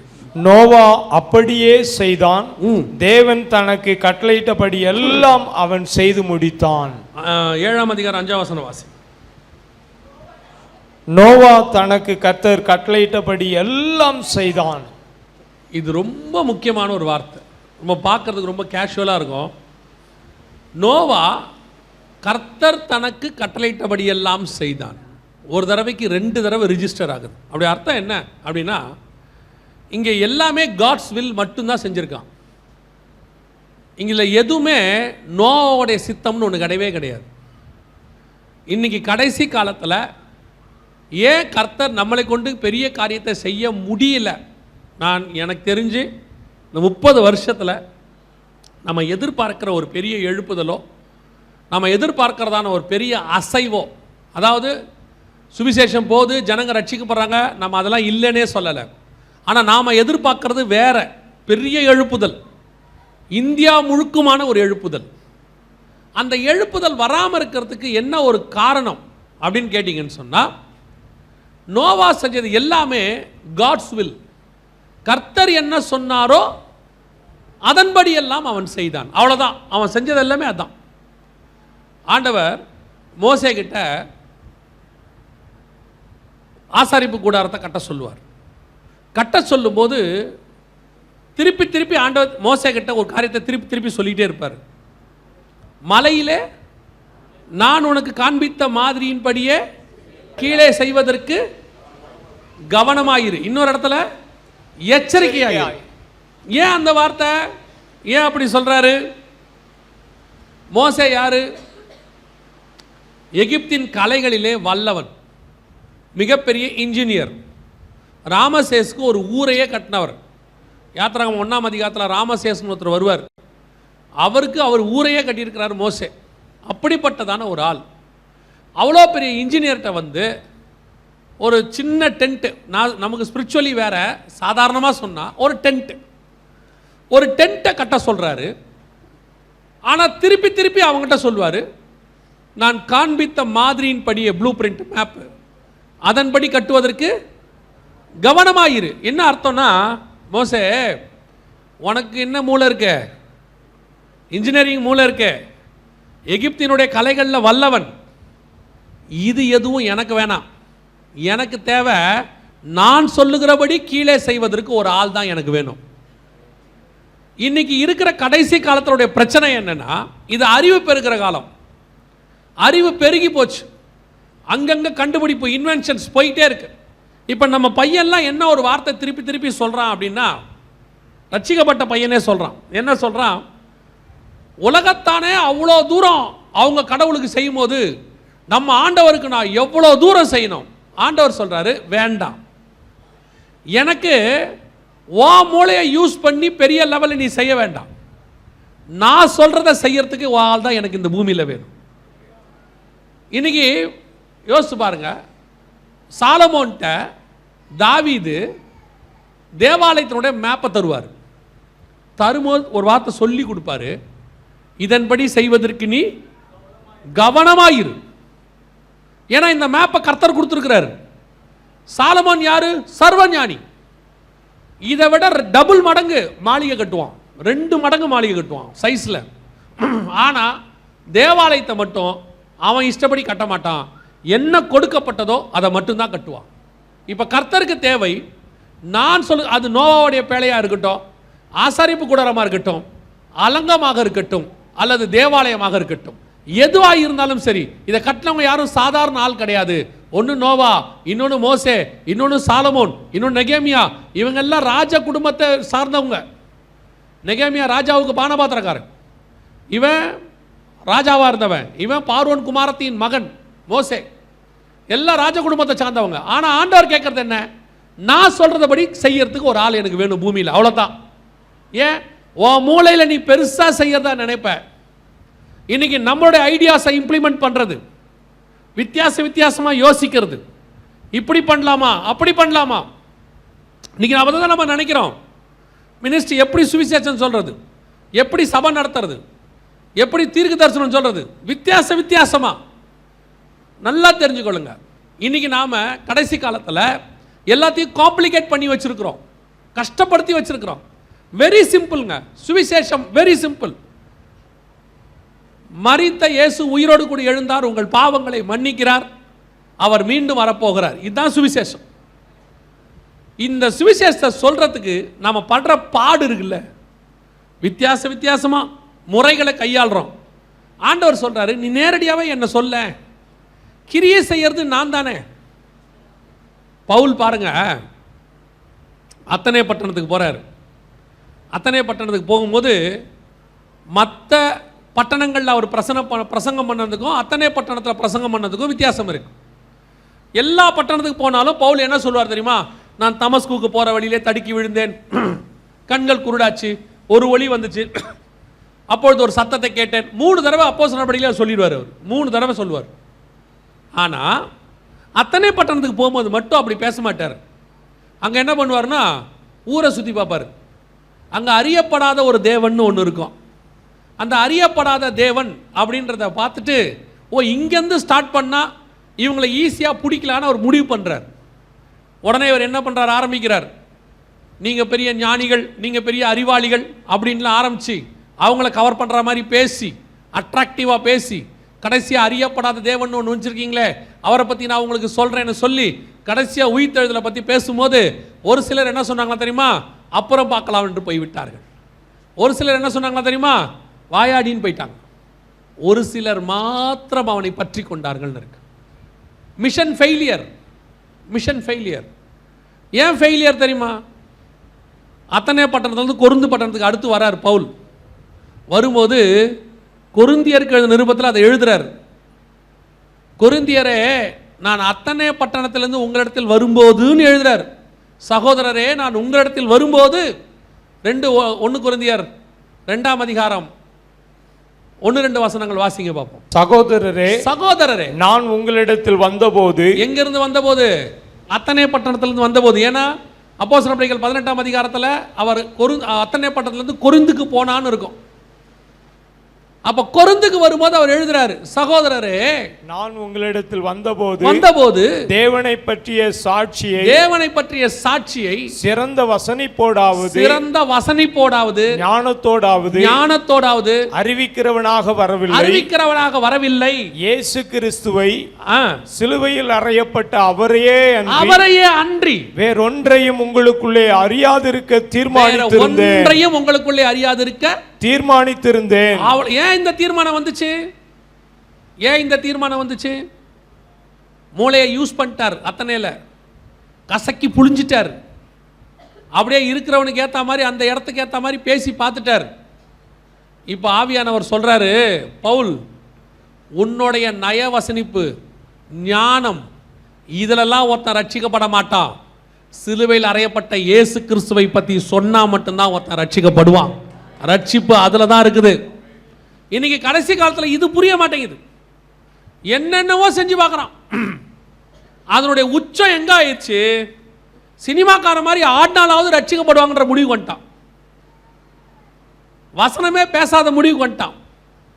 இன்னும் கொஞ்சம் பேர் வித்தியாசமா முதலாக சபைக்குள்ளே நுழைகிறவர்களுக்கு 10 ரூபாய் ரீசார்ஜ் செய்யப்படும். இதெல்லாம் தமிழ்நாட்டில் நடக்கிற அலங்கோலம் இருக்கு. ரீசார்ஜ் செய்யப்படும். முதலில் வர 10 பேருக்கு டிஷர்ட் வழங்கப்படும். இது எதுக்கு? ஏன் இவ்வளோ கஷ்டப்படணும்? எதுக்காக இவ்வளோ கஷ்டப்படணும்? ஒரு முறை ஒரு பெரிய கம்பெனியோடைய சிஇஓ அவர் என்ன பண்ணார், எனக்கு தெரிஞ்சவர், அவர் பார்க்க வந்திருந்தார். பார்க்க வந்தபோது அவர் ஊழிய வளர்ச்சிக்காக நிறைய ஐடியா கொடுக்குறார். எங்களோட ஊழிய வளர்ச்சிக்கு நிறைய ஐடியாஸ் கொடுக்குறார். அவர் ஒரு வேல்யூபிள் பர்சன். அவர்கிட்ட உட்காந்து பேசணுன்னா ஒரு நபருக்கு 2 லட்ச ரூபா கொடுக்கணும். அவ்வளோ பெரிய ஆள். அவர் பேசுகிறார். அவர் பேசி கிட்டத்தட்ட ஒரு 1 ஹவர். ஆனால் அவர் வேற ஒரு வேலையாக வந்தவர். பார்க்க முடிஞ்சிச்சு, பேசணும். எனக்காக வரல, அவர் பேசியிருந்தார், கூட இருந்தோம், ஒரு வாய்ப்பு கிடச்சிச்சு. ஸோ ஏறக்குறைய ஒரு 3 ஹவர்ஸ் என் கூட ஸ்பெண்ட் பண்ணார். அவர் வித்தியாசமான ஐடியாஸ், நூதனமாக எப்படி மினிஸ்ட்ரி அப்படி வரணும் எல்லாம் பேசினார். பேசி முடித்த பிறகு ஆவியானவர் சொன்னார், அது எதையுமே மைண்டில் வாங்கிக்காதன்னார். இதை எதையுமே உள்ளே எடுத்துகிட்டு போகாத. உன் ஊழியத்தை எப்படி உயர்த்தணும்னு எனக்கு தெரியும். கார்பரேட் வழியாக ஊழியத்தை உயர்த்தக்கூடாது. எம்என்சி கம்பெனி மாதிரி உயர்த்தக்கூடாது. இன்னைக்கு நிறைய பேர் திட்டங்கள் வர்றாங்க, இப்படி பண்ணி அப்படி பண்ணால் மினிஸ்ட்ரி வளரும். ஏன்னா அவங்களுக்கு தெரிஞ்சிருக்கிற மினிஸ்ட்ரி என்னன்னா வேற மாதிரி வளர்றது. 2 வகையான வளர்ச்சி இருக்குல்ல. ஒன்று பலுகி பெருகிறது, இன்னொன்று மேலே வளருது. மேலே வளர்றது தான் கரெக்டு. குண்டாகிட்டே போனால் கஷ்டம். இனி நிறைய பேருக்கு இப்போ இருக்கிறவங்களுக்குலாம் இப்படி தான் வளரணும்னு ஆசை இருக்குது. பெருசாகணும், 5000 பேர் வரணும், நம்ம மினிஸ்ட்ரி இப்படி ஆகணும். ஆகுங்க. ஒரு நாள் நீங்களே உட்காந்து குறைப்பீங்க. நிறைய பேருக்கு இப்போ அப்படி தான் தப்பான வளர்ச்சி. ஆனால் ஆண்டவர் சொன்னார், வா மினிஸ்ட்ரியை எப்படி வளர்க்கணும்னு எனக்கு தெரியும். நீ என் கூட நான் சொல்கிறத மட்டும் செய். நான் சொல்லுவேன், உங்களை பற்றின என்ன பற்றின திட்டத்தை ஏதோ 2020 கர்த்தர் எழுத போகிறதே கிடையாது. உலக தோற்றம் முதல் கர்த்தர் எழுதி வச்சு தெளிவாக எழுதி வச்சிருக்கிறார். அவருடைய மகா பெரிய பரலோகத்தின் திட்டத்தில் நீங்களும் நானும் ஒரு அங்கமாக இருக்கிறோம். அந்த அங்கமாக இருக்கிற வேலையை மட்டும் செஞ்சுட்டு போனால் போயிட்டே இருக்க வேண்டியது தான். இதில் நம்ம என்னமோ ஆண்டவருக்கு தெரியாத மாதிரி சில ஆட்கள் ஆண்டவருக்கே ஆலோசனை கொடுப்பான், ஆண்டவருக்கே புதுசாக சொல்லி கொடுப்பான். ஆண்டவர் வேலையை செய்ய சொன்னால் அதை ஏன் நம்ம இப்படி செய்யக்கூடாது? செஞ்சு தான் பாருங்க, முடிவு எப்படி இருக்கும்? நஷ்டம். பல பேருக்கு நஷ்டம். நிறைய பேர் ஓட்டத்தை பிசாசுடைய பெரிய திட்டம் ஒன்று தெரிஞ்சுக்கோங்க. உங்களை ஆண்டவர்கிட்ட அவன் பிரிக்கணும்னா யூ-டர்ன் போட்டு பாவம் செய்ய வைக்க மாட்டான். நான் சொல்றது புரியுதா? யூ-டர்ன் போட்டு பாவம் செய்ய வைக்கவே விட மாட்டான். அவன் என்ன செய்வான் தெரியுமா? பக்கத்து ட்ராக்ல மாற்றி விட்டுருவான். கொஞ்ச நேரம் ஒரே மாதிரி தான் ஓடும். நீங்கள் இந்த கன்னியாகுமரி நாகர்கோயிலில் பார்த்தீங்கன்னா ட்ராக் 2 ஒரே மாதிரி தான் இருக்கும். திடீர்னு பார்த்தீங்கன்னா ஒரு ட்ராக்கு கன்னியாகுமரிக்கு போகும், ஒரு ட்ராக்கு திருவனந்தபுரத்துக்கு போகும். ஆனால் வரும்போது எல்லாம் ஒரே மாதிரி தான் வரா மாதிரி இருக்கும். ஒரு இடத்துல அப்படி டக்குன்னு பிரிஞ்சிடும். அப்படி தான் பிசாசு செஞ்சுருவான். போகிற மாதிரி இருக்கும், உங்கள் ட்ராக்கை மாற்றி விட்டுருப்பான். கர்த்தர் உங்களுக்கு கொடுத்த திட்டம் என்ன? அந்த திட்டத்துக்கு ஏற்ற மாதிரி ஒரு வளர்ச்சி, அந்த வளர்ச்சிக்கு தேவையானதான கனிகள் எல்லாம் கரெக்டாக செஞ்சு வச்சுருப்பார். நமக்கு இந்த காலத்தில் இருக்கிற அர்ஜென்ட் ஆட்கள் இருக்கிறான், மரம் வச்ச 3வது மாதம் பழம் வரணும்னு நினைக்கிறான். போய் மரம் பாருங்க, இவ்வளோ தான் வளருது. தென்னை மரம் எவ்வளோ வளருது? இவ்வளோ தான் வளருது. ஆனால் காய் எவ்வளோ கொடுக்குது? நிறையா காய் கொடுக்குது. அதுக்கு பேர் ஜிஎம்ஓ ப்ராடக்ட், ஜெனட்டிக்கலி மாடிஃபைடு.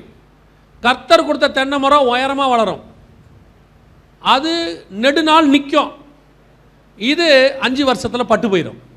இன்றைக்கி நிறைய ஊழியம் அப்படி தான், வேகமாக வளரணும், நிறையா பல்லுகி பெருகணும், சீக்கிரம் செத்து போயிடணும், அவ்வளோதான். அன்றைக்கி உள்ள ஊழியக்காரங்க எழுதின பாட்டு பாருங்கள், சாரணராஜம்மா எழுதுறது பாருங்கள், 50 வருஷம் இன்றைக்கும் பாடிக்கிட்டு இருக்கோம். சில எழுதின பாட்டு பாருங்கள் 5 வருஷம் கூட இல்லை, மறந்து போயிட்டோம். அது வந்த புதுசில் அந்த பாட்டு அடித்த ஆட்டம் இருக்கணும், அவங்க பண்ண ரகலை இருக்குது பாருங்க. ஓ அப்பா, தமிழ் திரையுலகத்துக்கு அப்படி ஒரு பாடகர் இல்லைன்ற மாதிரி பாடிடுவோம். அந்த ஆட்டம், என்னை விட்டால் பாட்டு எழுதுறதுக்கு ஆளே இல்லைன்னு யோசிச்சு பாருங்க. அந்த அம்மாலாம் அவ்வளோ ஹம்பிள், வெளியே வரல, முகமே பார்த்துருக்க மாட்டோம். நம்ம கிட்டத்தட்ட 50 வருஷத்துக்கு மேலே சபையில் இன்னும் பாடிக்கிட்டு இருக்கிறோம். இதுதான் ஊழியம், இதுதான் கர்த்தர் சொல்லுகிறபடி செய்கிற ஊழியம். இன்னைக்கு நம்ம சித்தத்தின்படி செய்கிறது அல்ல.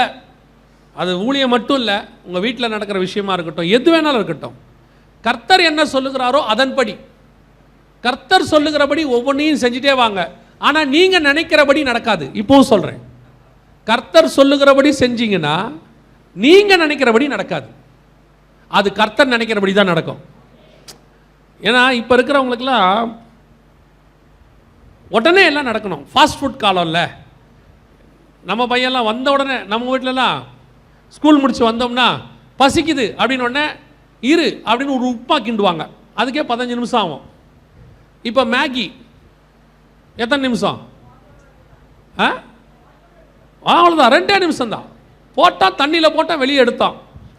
உப்புமா சாப்பிட்டோம்னா உடம்புக்கு சக்தி, மேகி சாப்பிட்டோம்னா செத்தோம், அவ்வளோதான். மேகி என்ன, அது ஒரு வகையான கெடுதல் உணவு தானே, அதை சாப்பிடக்கூடாதுன்னு வேற சொல்கிறாங்க, பேன் பண்ணாங்க, திருப்பி தானாக வந்துருச்சு. அன்னைக்கு உள்ள காலம் அது, இன்னைக்கு உள்ள காலம் அது. நீங்கள் நினைக்கிறபடி நடக்காது, படிப்படியாக தான் கர்த்தர் உயர்த்துவார். எல்லாரையுமே அப்படித்தான்.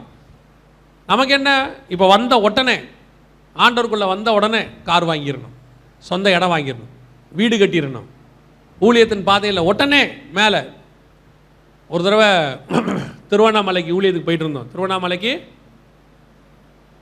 எதுக்கு போனோம்? ஊழியத்துக்கு போனோம். திருவண்ணாமலைக்குன்னு தப்பாக நினச்சிடாதீங்க, திருவண்ணாமலைக்கு ஊழியத்துக்கு போயிருந்தோம். அப்படி போகும்போது அப்போல்லாம் பைக் தான், பயங்கரமாக மழை அடிச்சு ஊற்றுது. நான் பஸ்ஸில் தான் போயிருப்பேன். பஸ்ஸு ஏற நேரத்தில் ஒரு நல்லவன் வந்தான், இருக்கு எதுக்கு பஸ்ஸில் போகிற, பைக் எடுத்தால் 1.5 மணி நேரத்தில் போயிடலான்ட்டான். நான் அவன் பேச்சு கேட்டு பைக் எடுத்துட்டேன், பயங்கர மழை. அப்புறம் நினச்சிக்கிட்டே போகும்போது கேட்டேன் ஆண்டவர்கிட்ட, ஆண்டவரே உமக்காக இவ்வளோ கஷ்டப்பட்டு ஊழியம் பண்ணுறனே, எனக்கு ஒரு கார் கொடுக்கக்கூடாதா? நீங்கள் இந்த மாதிரிலாம் கேட்கும் போது உடனே வானத்திலிருந்து ஒரு சத்தம் உண்டாகி, நீ என் நேசகுமாரன், உன்னில் நான் பிரியமாக இருக்கிறேன், அப்படிலாம் ஒரு சவுண்ட் வரவே வராது. அவர் பஸ்ஸில் போக சொன்னார், நம்ம வீம்புக்குன்னு எதில் வந்துட்டோம். ஆமாம், அன்றைக்கி ஆண்டவர்கிட்ட, ஆண்டவரே எனக்கு ஒரு கார் கொடுக்கக்கூடாதா? ஒன்றும் வரல. கிட்டத்தட்ட 5-6 வருஷம் ஆயிடுச்சு அந்த சம்பவம் நடந்து. நான் மறந்துட்டேன். ஊழியத்தின் பாதையில் ஒரு நாள் கர்த்தர் ஒரு கார் ஒன்று கொடுத்தார். அதே பகுதிக்கு ஊழியம் பண்ணுறதுக்கு ஒரு வாய்ப்பு கிடச்சிச்சு. அந்த பக்கம் போகும்போது ஆவியானவர் உணர்த்தினார், இன்றைக்கி தான் உனக்கு கார் இருக்கிற காலம், அன்னைக்கு நான் கார் கொடுத்தாலும் அதை உன்னால் மெயின்டைன் பண்ண முடியாது, அன்றைக்கி வர ஆஃபரிங்கில் உன்னால் பெட்ரோலும் போட முடியாது. இன்றைக்கி உனக்கு கார் கொடுத்தேன்னா உன்னால் கார் கொடுக்கும்போது அதில் பெட்ரோல் போடுறதுக்கான கரங்களை பலப்படுத்திட்டு கார் நிற்க வைக்கிறதுக்கு ஒரு இடத்தையும் கொடுத்து தான் உனக்கு கர்த்தர் கார் கொடுப்பார். நிறைய பேருக்கு ஆசை உடனே கார், இமிடியேட்டாக. ஊழியத்துக்கு வந்து 2 வருஷம் ஆச்சு, இன்னும் கார் இல்லையா? கொடுப்பாரு, கார் கொடுப்பாரு. எங்கே நிற்க வைப்ப? எங்கே நிற்க வைப்பீங்க சொல்லுங்கள்? நிறைய பேருக்கு கார் கேட்குறாங்க, நிற்க வைக்க இடம் இல்லை, 2 தெரு தள்ளி நிற்க வச்சிடுறாங்க. நைட்லாம் தூங்க மாட்டேங்கிறாங்க, கார் அங்கே இருக்குது. யாராவது காரில் கோடு போட்டுருவாங்களோ அப்புறமா மனைவி கிட்ட கேட்குறாரு அவர், ஏமா நான் வேணா போய் கார்லேயே படுத்துக்கிட்டுமா? அப்படி ஒரு கார் நமக்கு தேவையா? தேவையில்லை. அப்படி ஒரு கார் தேவையில்லை. ஆண்டவர் உனக்கு ஒவ்வொரு ஆசீர்வாதத்துக்கு பின்னாடியும் அவர் பல திட்டங்களை வச்சுட்டு தான் ஆண்டவர் அதை கொடுக்குறாரு. பரலோகம் நம்மளை விட நல்லா யோசிக்கும்.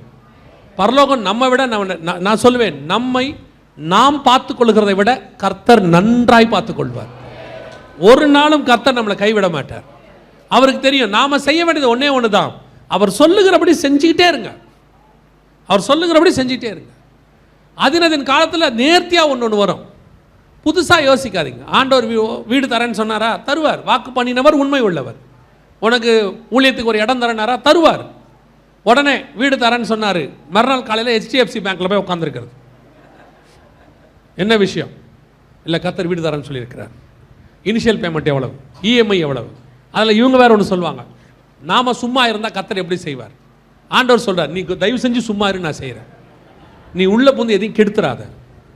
நிறைய பேர் அப்படித்தான், உடனே போய் அங்கே கடன் வாங்குறது, இங்கே EMI வாங்குறது, அப்புறம் அங்கே இருக்கிறவங்கள்ட்டெல்லாம் கடனை வாங்கி கட்டிவிட்டு அப்புறம் கேட்கறது, ஆண்டவருக்காக தானே கட்டினேன், ஆண்டவர் என்னை ஏன் இப்படி விட்டார்? நான் சொல்கிறேன், கர்த்தர் கொடுக்குற ஆசீர்வாதத்தில் ஒரு நாளும் வேதனையை கூட்டவே மாட்டார். அவர் கொடுக்குற ஆசீர்வாதம் எப்போவுமே சந்தோஷமாக தான் இருக்கும், சமாதானமாக தான் இருக்கும். என்னங்க, நான் இந்த ஊழியத்துக்கு வந்து கிட்டத்தட்ட 19 வருஷம் ஆச்சு. கொஞ்சம் வருஷம்தான், 19 வருஷம் ஆகுது முழு நேரத்துக்கு வந்து. இந்த 19 வருஷத்தில் இது வரைக்கும் கர்த்தர் என்னை வேதனையில் விட்டதே கிடையாது. அதினதின் காலத்தில் அதை கொடுப்பார். நான் ஊழியத்துக்கு வரும்போது ஆண்டவர்கிட்ட ஒரே ஒரு பொருத்தனை பண்ணேன். அதாவது ஊழியத்துக்கு வரும்போது வர்றதுக்கு முன்னாடி பண்ண பொருத்தனை இருக்குது, அது அதை விட கொடுமை. அதையெல்லாம் பொறுத்துக்கிட்டு நம்மளை ஊழியத்தில் வச்சுக்கிறாருன்னா பெரிய விஷயம். எப்படி பொருத்தனைன்னு கேளுங்க. ஊழியத்துக்கு வரதுக்கு போது ஆண்டவர்கிட்ட சொல்கிறேன், ஆண்டவரே நானே போய் யார்ட்டையும் மீட்டிங் கேட்க மாட்டேன், நானே போய் யாருக்கிட்டையும் எனக்கு ஆஃபரிங் கொடுங்கன்னு கேட்க மாட்டேன், ரெண்டும் எனக்கு தானாக தான் வரணும். சரியா? சொல்லிவிட்டு ஊழியத்துக்கு வந்துட்டேன். வீட்டில் வந்து உக்காந்துக்கிட்டேன், ஜெபம் பண்ணிகிட்டே இருக்கிறேன். எனக்கு எப்படின்னா, கொர்னேலியஸ் வீட்டிலேருந்து வந்து கதவு தட்டுவாங்கன்னு ஒரு நம்பிக்கை. நான் யாரையும் கேட்க மாட்டேன் அப்படின்னு சொல்லியாச்சு. 2 மாதம் வீட்டில் இருக்கிறவங்களும் பொறுமையாக பார்த்தானுங்க. அப்புறம் அவங்களே கேட்டாங்க, ஊழியத்துக்கு தான் வந்திருக்கீங்களா, நிஜமாக தான் வந்திருக்கீங்களா, இல்லை 2 மாதமாக எங்கேயும் போன மாதிரியே தெரியலையே. அப்புறம் ஒரு முடிவு எடுத்தேன், வீட்டில் இருந்தால் தானே இந்த கேள்வி கேட்பீங்க, காலையில் கிளம்பி ஜெபம் பண்ண போயிடுறது. நான் சொல்கிறேன், அந்த பொருத்தனையை கூட கர்த்தர் கனம் பண்ணி ஊழியத்தை தானாக ஒருத்தர் மூலமா அனுப்பினார். ஒரு ஆள் வந்து கேட்டார், என்ன பண்ணுறீங்கன்னாரு. மினிஸ்ட்ரிக்கு வந்திருக்கேன். என்ன மினிஸ்ட்ரி பண்ண போகிறீங்க? வெளிப்படுத்த விசேஷத்துலேருந்து பேசணும். சரி, என் கூட வாங்கன்னு கூப்பிட்டு போனார். ஒரு வீட்டில் நைட்டு 10 மணிக்கு ஃபஸ்ட்டு மீட்டிங். எல்லாம் வீட்டுக்கு வேலையெல்லாம் முடிச்சுட்டு வந்து சாப்பிட்டு முடிச்சுட்டு ஹாயாக உட்காந்து செய்தி கேட்குறாங்க. 10 மணிக்கு 11 மணிக்கு 11:30 தான் முடியுது. அவங்க சொல்கிறாங்க, எங்கள் சர்ச்சில் வந்து எங்கள் பாஸ்டர்கிட்ட பேசுவீங்களான்னு. பேசுவோன்னு 2 நாள் மீட்டிங். அன்னைக்கு ஆரம்பிச்சது, ஒவ்வொரு மீட்டிங்லேயுமே புக் ஆகும், அப்படியே புக் ஆகும், அப்படியே புக் ஆகும், அப்படியே புக் ஆகும். 19 வருஷம் இன்னைய வரைக்கும் ஒருத்தரை கூட மீட்டிங் கேட்டதே கிடையாது. தேவநாம மகிமைக்குன்னு சொல்கிறேன், ஒருத்தரை கூட கேட்டதில்லை. இந்த மாதிரி என்னை பொறுத்த வரைக்கும் அது ஒரு பைத்தியக்காரத்தனமான பொருத்தனை. நான் ஊழியத்துக்கு வந்து யாருக்காவது தெரியுமா? வீட்டில் வந்து உட்காந்துட்டா யாராவது கூப்பிடுவாங்களா? என்ன கூப்பிட்டார் ஆண்டவர், வா அப்படின்னு கூப்பிட்டு போனார். இது ஆரம்பத்தில் பண்ண பொருத்தனை. இப்போ ஒரு பொருத்தனை பண்ணேன் ஊழியத்துக்கு வந்த பிறகு. ஆண்டவரே, நான் நிறைய கேட்பேன், இந்த மாதிரிலாம் யாராவது பண்ணுவாங்கன்னு கேட்குறீங்களா? நான் ஆண்டவர்கிட்ட சொன்னேன், நான் நிறைய கேட்பேன், ஆனால் உங்களுக்கு சித்தமானதை மட்டும் கொடுங்க, வேறு எதையுமே தந்துடாதீங்க. ஏன்னா நீங்கள் என் தகப்பேன், உங்களுக்கு தெரியும் எது எனக்கு நல்லது எது எனக்கு கெட்டதுன்னு. இது வரைக்கும் சொல்கிறேன், கர்த்தர் எனக்கு கொடுத்த எல்லாமே நன்மை தான். எனக்கு கெட்டதை கர்த்தர் இது வரைக்கும் எனக்கு தந்ததே கிடையாது. நான் நிறைய கேட்டிருக்கிறேன். இந்த இப்போ சொன்ன பாருங்க, கார் கேட்பேன், அமைதியாக இருப்பார், ஒரு பதிலும் சொல்ல மாட்டார். 5 வருஷத்துக்கு தருவார், ஏற்ற நேரத்தில் தருவார், எல்லாம் தருவார். ஆனால் நாம் செய்ய வேண்டியது ஒன்றே ஒன்று, அவர் சொல்லுகிறபடி செஞ்சுக்கிட்டே இருக்கணும். உங்களுக்கும் எனக்கும் என்ன தேவை என்பதை நம்முடைய பரமபிதா முன்பதாகவே அறிந்திருக்கிறார். உங்ககிட்டையும் எங்கிட்டையும் ஒரு மிக முக்கியமான பொறுப்பை கர்த்தர் கொடுத்து வச்சிருக்கிறார். அந்த பொறுப்பை செய்கிறதுக்கு நாம் இந்த 3 காரியங்களில் மிக முக்கியமாக கவனமாக இருக்க வேண்டும். ஒன்று, நாம் தேவனுடைய திட்டத்தின்படி வேர்ல்டு விஷன், தேவனுடைய விஷன் எப்பவுமே வேர்ல்டு விஷன் தான். வேர்ல்டு அந்த 12 பேரை செலக்ட் பண்ணுறாரு, இஸ்ரவேலுக்குள்ளே செலக்ட் பண்ணுறாரு. ஆனால் விஷன் வேர்ல்டு விஷன். சொல்லும் போது என்ன சொன்னா தெரியுமா? நீங்கள் உலகமெங்கும் போய். நாம தான் விஷனை குறுக்கிட்டோம். நாம் எந்த பட்டணத்தில் இருக்கிறோம், எங்கே இருக்கிறோன்றது முக்கியம் இல்லை, யாருக்கு வேலை செய்கிறோங்கிறது தான் முக்கியம். அமெரிக்க அதிபர் ஒபாமாவுக்கு அவர் ஆஃபீஸில் ஒருத்தன் வேலை செய்வான். ஆனால் ஒபாமாவோட விஷன் என்ன, சாரி இப்போ வேற ஒருத்தர் இருக்கார், ஜோ பைடன், அவருடைய விஷன் என்ன தெரியுமா? உலகம். அவங்க உலக அரசாங்கத்தை ஸ்தாபிப்பாங்க. அந்த விஷன் தான் நமக்கு இருக்கணும். ரெண்டாவது, உள்ளும் புறமும் கீழ் பூசப்பட்டிருக்க வேண்டும். இந்த விஷனை உடையவன் கர்த்தருக்குள் முதல்ல தன்னை பலப்படுத்தி இருக்கணும். வெளியே அப்புறமா கீழ் பூசுறது ஈஸி. வெளியே எல்லாரும் பார்த்து உங்களை புகழ்றது, அப்படி சொல்கிறது இப்படி சொல்கிறது, அதெல்லாம் நார்மல். பட் உள்ள நீங்கள் தேவனுக்குள்ளே ரெடியாக இருக்கும். உள்ளே ரெடி ஆகாமல் வெளியே ரெடி ஆக முடியாது. நம்ம ஊர்லலாம் ஒரு பழமொழி கூட சொல்லுவாங்க, ஞாபகம் இருக்கும்னு நினைக்கிறேன், அந்தரங்கத்தில் ஆடாமல் அம்பலத்தில் ஆட முடியாதும்பாங்க. உள்ளே ப்ராக்டிஸ் பண்ணாமல் வெளியே முடியாது. ஸ்பிரிச்சுவல் ப்ராக்டிஸ் தேவ சமூகம் மட்டுமே. அங்கே எவ்வளோக்கு எவ்வளோ காத்திருக்கிறீங்களோ அவ்வளோக்கு எவ்வளோ கர்த்தர் உங்களை வெளியே பயன்படுத்துவார். கடைசியாக ஒன்று மட்டும் தீர்மானம் பண்ணணும், என் வாழ்க்கையில் நான் செய்கிறது எல்லாமே தேவ திட்டமாய் மட்டும்தான் இருக்கும். தேவ சித்தத்தை மீறி நான் வேறொன்றை செய்ய மாட்டேன். கர்த்தர் எனக்கு சொல்கிறத நான் ரொம்ப கேர்ஃபுல்லாக செய்வேன். இயேசு தெளிவாக சொல்லிட்டு போனார், என் பிதாவின் சித்தத்தை அன்றி நான் வேறொன்றையும் செய்கிறதில்லை. என் பிதாவின் சித்தத்தை செய்கிறதே என் போஜனமாக இருக்கும். இயேசு அவ்வளோ பிரச்சனை வரும்போதும் சொன்னார், ஆகிலும் என் சித்தத்தின்படி அல்ல உங்களுடைய சித்தத்தின்படி ஆக்கடவது. பிதா சொல்கிறத மாத்திரம் செஞ்சுட்டே வந்துட்டோன்னு வச்சுக்கோங்களேன், நம்ம திராணிக்கு மிஞ்சி சொல்ல மாட்டார். ஆனால் நம்ம விருப்பப்படி சொல்ல மாட்டார், அவர் விருப்பப்படி சொல்லுவார். செஞ்சுக்கிட்டே வந்துட்டோன்னு வச்சுக்கோங்களேன், முடிவு சம்பூரணமாக இருக்கும். அல்லேலூயா. கர்த்தர் நம்மளை ஒரு பெரிய காரியங்களுக்கு அழைச்சிருக்கிறாரு, பெரிய காரியங்களை செய்யவும் போகிறாரு. 3 காரியங்களை நாம் மனதில் வைப்போம். தேவ சமூகத்தில் நாம் ஜெபம் பண்ண போகிறோம். இப்பொழுது எழுந்திரிக்க சொல்லலாம், எழுந்திரிக்கலாமா? நாம் எல்லாம் எழுந்திரிப்போமா? இவ்வளோ நேரம் ஆகுமா எழுந்திரிக்க? வருகையே 1 செகண்டு தானாமே. ரொம்ப நேரமாக உட்காந்துருக்கீங்களோ? பாருங்க, முட்டியெல்லாம் வலிக்குதில்ல? காலை உதறிக்கிங்க, பாவமாக இருக்குது பாசா. சரி, ஜெபம் பண்ணுவோம். எல்லா கண்களையும் மூடுவோம். நாம் முதல்ல ஒரு 5 நிமிஷம் நாம் நமக்காக இந்த 3 குறிப்புகளாக ஜெபம் பண்ணுவோம். அதற்கு பிறகு நான் பாஸ்டர் கையில் கொடுக்குறேன், அவங்க தொடர்ந்து நடத்துவார்கள். நாம் ஒரு 5 நிமிஷம் மாத்திரம் இந்த 3 ஜெப குறிப்புகளுக்காக ஜெபம் பண்ண போகிறோம். முதலாவதாக, ஆண்டவரே என்னோட விஷனை மாற்றுங்கன்னு சொல்லுங்க. ஆண்டவரே, நான் ஒரு குறுகிய மனப்பான்மையோடு இருக்கிறேன், என்னை பற்றின ஒரு இன்ஃபீரியாரிட்டி காம்ப்ளெக்ஸ் எனக்கு இருக்குது, நான் ஒன்றும் இல்லை, நான் சின்ன சர்ச்சி, நான் சின்ன விசுவாசி, நாங்கள் ஒன்றும் இல்லாமல் ஓரத்தில் இருக்கிறோம். இல்லை, உன் மேலே கர்த்தருக்கு ஒரு பெரிய விஷயம் இருக்குது. 1000ங்களில் சிறியதான கிதியோனும் 1000ங்களில் சிறியதான பெத்லகேமும், அதில் தான் கர்த்தருடைய மகா பெரிய திட்டம் இருந்துச்சு. எல்லாரை விட சிறியவனான தாவீது மேல் தான் கர்த்தருடைய பெரிய திட்டம் இருந்துச்சு. நீ சின்னவங்க நினைக்காத, கர்த்தர் உன்னை கொண்டு பெரிய காரியத்தை செய்வார். அது எங்கேருந்து வேணால் கர்த்தர் யாரை வேணால் புறப்பட பண்ணுவார். உங்ககிட்ட நீ பெரிய பில்லி கிரகமாக மாறாமல் இருக்கலாம், ஆனால் பில்லி கிரகமாக உருவாக்குறவனா நீ மாற முடியும். கர்த்தர் உன்னை கொண்டு பெரிய காரியத்தை செய்வார். நீ ஆண்டவர்கிட்ட சொல்லுங்க, என் விஷன் பெருசாகணும் ஆண்டவரே, நான் எதுவும் சாதாரணமாக போகக்கூடாது, நான் லோக்கலாக என் காரியத்தை செஞ்சுக்கிட்டே இருப்பேன், செய்கிற ஊழியத்தை செஞ்சுக்கிட்டே இருப்பேன், ஆனால் என் விஷனை மாத்திரம் என்னுடைய விஷன் தமிழ்நாடு, என்னுடைய விஷன் இந்தியா. இந்தியா முழுக்க நீர் வருவதற்குள்ள 140 கோடி ஜனங்க இருக்கிறாங்கப்பா, 8 கோடி ஜனங்க தமிழ்நாட்டில் இருக்கிறாங்க. இதுதான் என் விஷனாக மாறணும். நான், என் குடும்பம், என் பிள்ளைகள், இதை விட்டு நான் முதல்ல வெளியே வரணும். நான் உங்களுக்கு சொல்கிறேன், நீ பெரிய பேழையை கட்டு, உலகத்தில் இருக்கிற எல்லா மிருகத்துக்கும் நீ ஆயத்தம் பண்ணு, ஆனால் உன் குடும்பத்துக்கு தேவையானதை கர்த்தர் அது உள்ளே ஏற்பாடு பண்ணி வச்சிருப்பார். கர்த்தர் உங்கள் குடும்பத்தை கை விடவே மாட்டார்.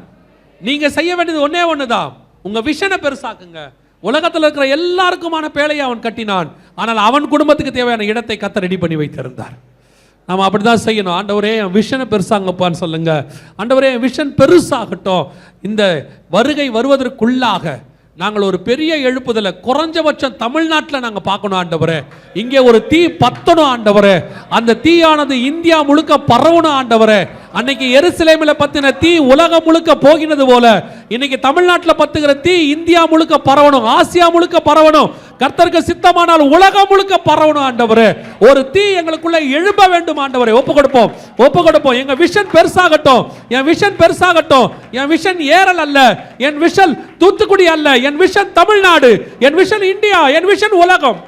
ஒப்பு கொடுப்போம் தேவ சமூகத்தில், ஒப்பு கொடுத்து ஜெபம் பண்ணுவோம். கர்த்தாவே எங்களை எடுத்து பயன்படுத்துங்கப்பா. ஒரு மனுஷனை கொண்டு நீர் பெரிய காரியங்களை செய்ய வல்லவர் ஆண்டவரே. நீர் செய்ய போற தயவுக்காக உமக்கு நன்றி ஆண்டவரே. அதுக்கு காரணமா இருக்கிற எங்களை ஒப்பு கொடுக்கிறோம். நாங்க முதல்ல ஆயத்தப்படணும் ஆண்டவரே. எங்களுக்குள்ளே ஆயத்தம் வரணும் ஆண்டவரே. நாங்கள் குறைவுள்ளவர்களாக இருக்கிறோம், பலவீனமானவர்களாக இருக்கிறோம்.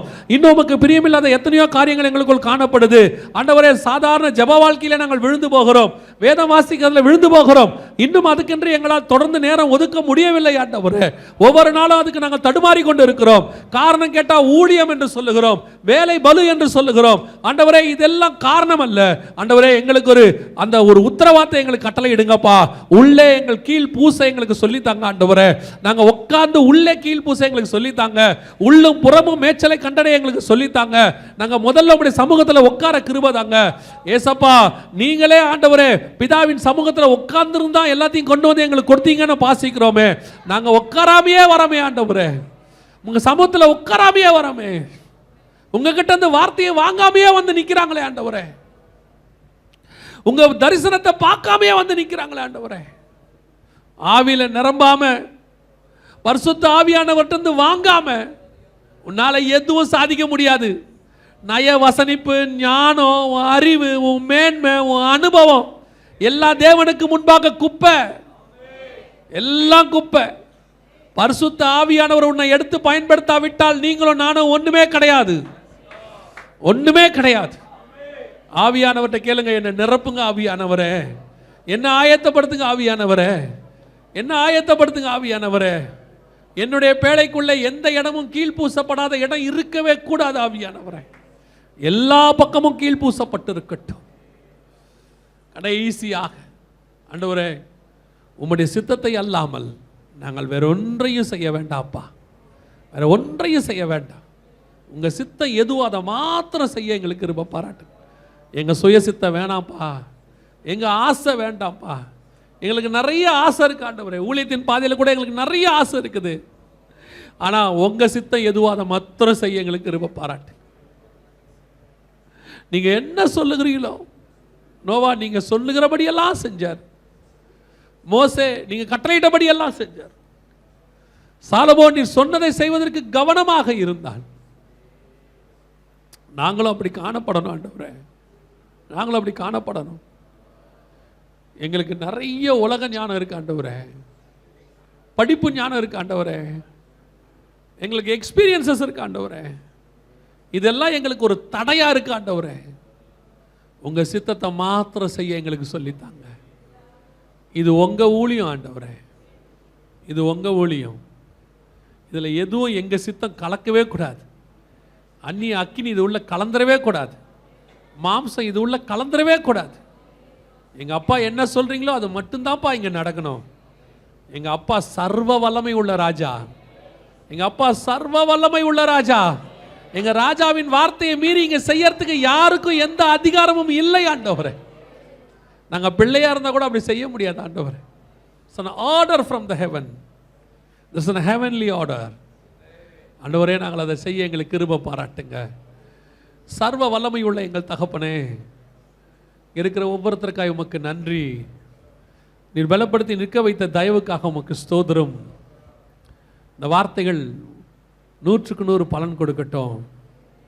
வரப்போகிற அந்த 14ஆம் நாள் ஜெபத்துக்கு ஒரு பெரிய கூட்டம் ஆயத்தமாகட்டும். வரவங்கள்லாம் தன்னை ஆயத்தப்படுத்தி கொண்டு வரட்டும் ஆண்டவரே. தன்னை ஆயத்தப்படுத்தி கொண்டு ஏதோ கூட்டத்துக்கு வர மாதிரி வரக்கூடாது ஆண்டவரே. ஒரு மாற்றத்தை ஏற்படுத்துகிறவங்களாக வரணும். அந்த ஜெபம் ஒரு பெரிய மாற்றத்துக்கான நாளாக மாறணும் ஆண்டவரே. பெரிய மாற்றத்துக்கான நாளாக மாறணும். கர்த்தர் நீர் அப்படி கிருபை செய்ய போகிற தயவுக்காக உமக்கு ஸ்தோத்திரம். ஆசீர்வதியும் வழி நடத்தும் இயேசுவின் நாமத்தில் பிதாவே.